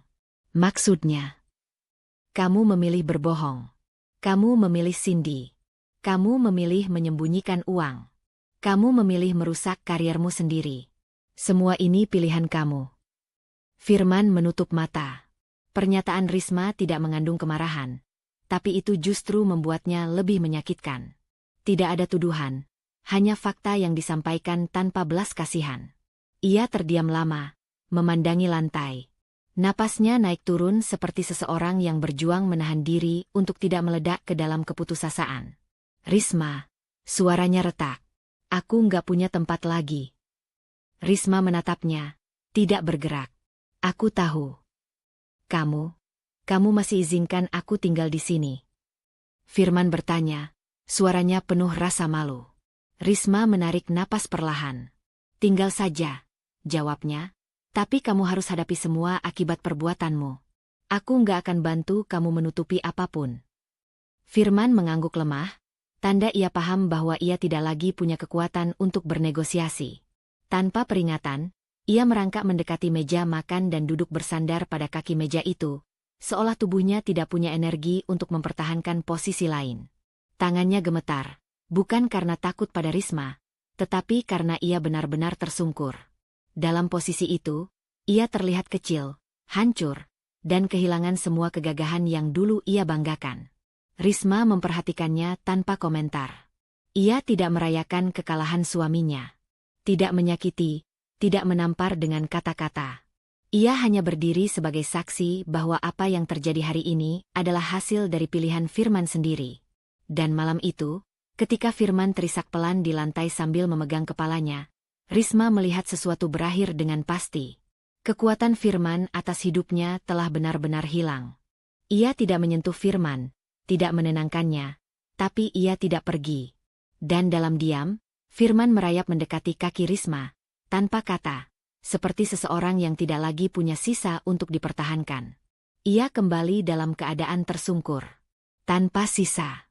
Pagi itu rumah terasa sunyi, tetapi bukan sunyi yang mencekam. Lebih seperti jeda sebelum seseorang menarik napas panjang dan melangkah keluar dari lingkaran hidup yang menahan selama bertahun-tahun. Risma membuat teh hangat, matanya menatap jendela yang sedikit berembun. Ia tidak memikirkan apapun secara spesifik, hanya merasakan tubuhnya ringan untuk pertama kalinya. Firman keluar dari kamar tamu dengan langkah pelan. Rambutnya kusut, wajahnya sembab. Ia berhenti di ujung meja makan, tidak berani duduk sebelum Risma mengizinkan. Ada ketakutan samar di tatapannya, campuran antara penyesalan dan kesadaran bahwa hidup tidak lagi berada dalam genggamannya. Risma, ia menelan ludah, seperti seseorang yang harus mengucapkan sesuatu yang hampir tidak sanggup ia akui. Aku mau minta maaf. Risma tidak langsung menanggapi. Ia meletakkan cangkir, membiarkan uapnya melayang sebentar sebelum berkata, "Untuk apa kamu minta maaf?" Firman terdiam. Ia seperti mencari titik mula dari rangkaian kesalahan yang terlalu panjang. Untuk semuanya, jawabnya akhirnya. Untuk kebohongan. Untuk Cindy. Untuk uang yang aku sembunyikan. Untuk ngerusak hidup kita. Risma mengangguk sekali, bukan sebagai pengampunan, tetapi sebagai tanda bahwa ia mendengar. Aku tahu aku nggak pantas dimaafin, lanjut Firman, suaranya pecah. Tapi aku cuma berharap kamu bisa lihat kalau aku benar-benar nyesel. Risma memperhatikan ekspresinya. Tidak ada drama yang berlebihan. Hanya pria yang tidak lagi punya daya menutupi kelemahannya. Firman, ujar Risma pelan namun tegas. Maaf itu penting, tapi itu tidak mengubah apa yang sudah terjadi. Firman memejamkan mata, dan di antara helaan napasnya, ada keikhlasan pahit yang mulai tumbuh. Aku tahu, katanya lirih. Kamu berhak marah. Kamu berhak pergi. Kamu berhak atas semua yang kamu mau. Risma menegakkan punggungnya. Aku bukan marah, katanya jujur. Aku hanya selesai. Perkataan itu membuat Firman membuka mata, seolah baru benar-benar memahami arah pembicaraan ini. Apa maksudmu? Selesai? Suaranya bergetar. Risma berdiri, merapikan cardigan yang sejak tadi ia kenakan. Aku mau cerai. Udara di ruangan itu berubah. Tidak dramatis, hanya berubah, seperti pintu besar yang terbuka setelah lama digembok. Firman terduduk perlahan di kursi. Tidak ada teriakan. Tidak ada permohonan berlebihan. Hanya seorang lelaki yang akhirnya menerima bahwa apapun yang tersisa di antara mereka tidak cukup untuk melanjutkan hidup bersama. Kalau itu yang kamu pilih, Firman mengangguk pelan. Aku nggak bisa larang. Risma menghampiri meja kerja kecil di pojok ruangan. Ia mengambil map berisi berkas-berkas yang sudah ia siapkan beberapa hari terakhir. Tinta tanda tangannya sudah kering, rapi, dan tegas. Ia menyodorkannya ke arah Firman. Ini draft perjanjiannya. Kamu bisa cek dan tanda tangan kapan kamu siap. Firman menerima map itu dengan tangan gemetar. Kamu udah siap sejauh ini? Sudah. Jawabannya sederhana, tapi penuh bobot. Ia sudah memikirkan keuangan, tempat tinggal, dan rencana hidupnya setelah ini. Ia tidak merasa takut. Ada ruang besar di dalam dadanya yang dulu selalu penuh oleh kecemasan dan kompromi. Sekarang ruang itu lapang, seperti halaman kosong yang menunggu ditanami sesuatu yang lebih jujur. Firman bersandar pada kursi. Aku bakal tanda tangan, katanya lemah. Aku nggak mau jadi beban lagi. Risma tidak mengatakan apapun. Ia hanya kembali duduk dan menyeruput teh yang mulai dingin. Ia tidak ingin merayakan keputusan ini, tapi tidak juga bersedih. Ia hanya menerima bahwa hidup memang bergerak. Kamu mau aku pergi hari ini? Tanya Firman. Kamu bisa tinggal sampai urusan administrasi selesai. Jawab Risma tenang. Setelah itu, masing-masing dari kita punya hidup masing-masing. Firman mengangguk, dan untuk beberapa menit tidak ada suara di antara mereka, kecuali bunyi listrik dari kulkas. Akhirnya ia berkata, kamu kelihatan lebih kuat dari terakhir kali aku lihat kamu. Risma mengecup ujung gelasnya sambil tersenyum tipis. Aku nggak kuat, Firman. Aku cuma berani memilih. Ucapan itu membuat Firman menunduk, karena ia tahu keberanian itu bukan miliknya.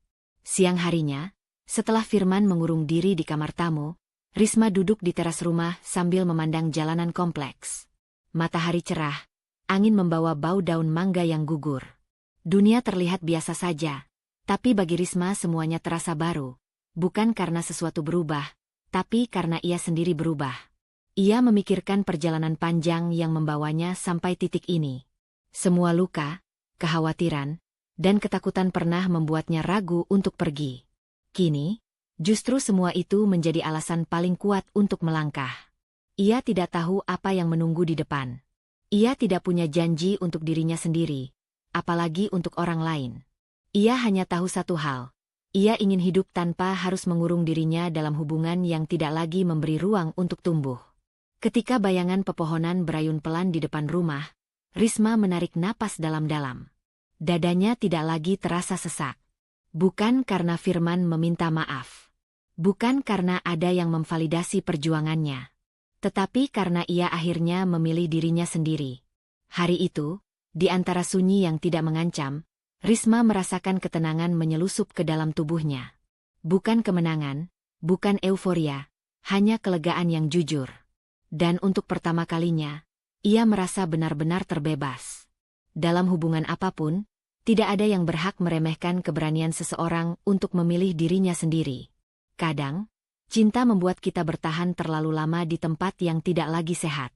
Namun ingatlah, menghargai diri sendiri bukanlah bentuk egoisme, melainkan fondasi dari hidup yang jujur dan damai. Jika kamu berada di titik persimpangan, bingung, terluka, atau merasa sendirian, ketahuilah bahwa langkah kecil ke arah yang benar tetap lebih baik daripada bertahan di jalan yang menyesakan.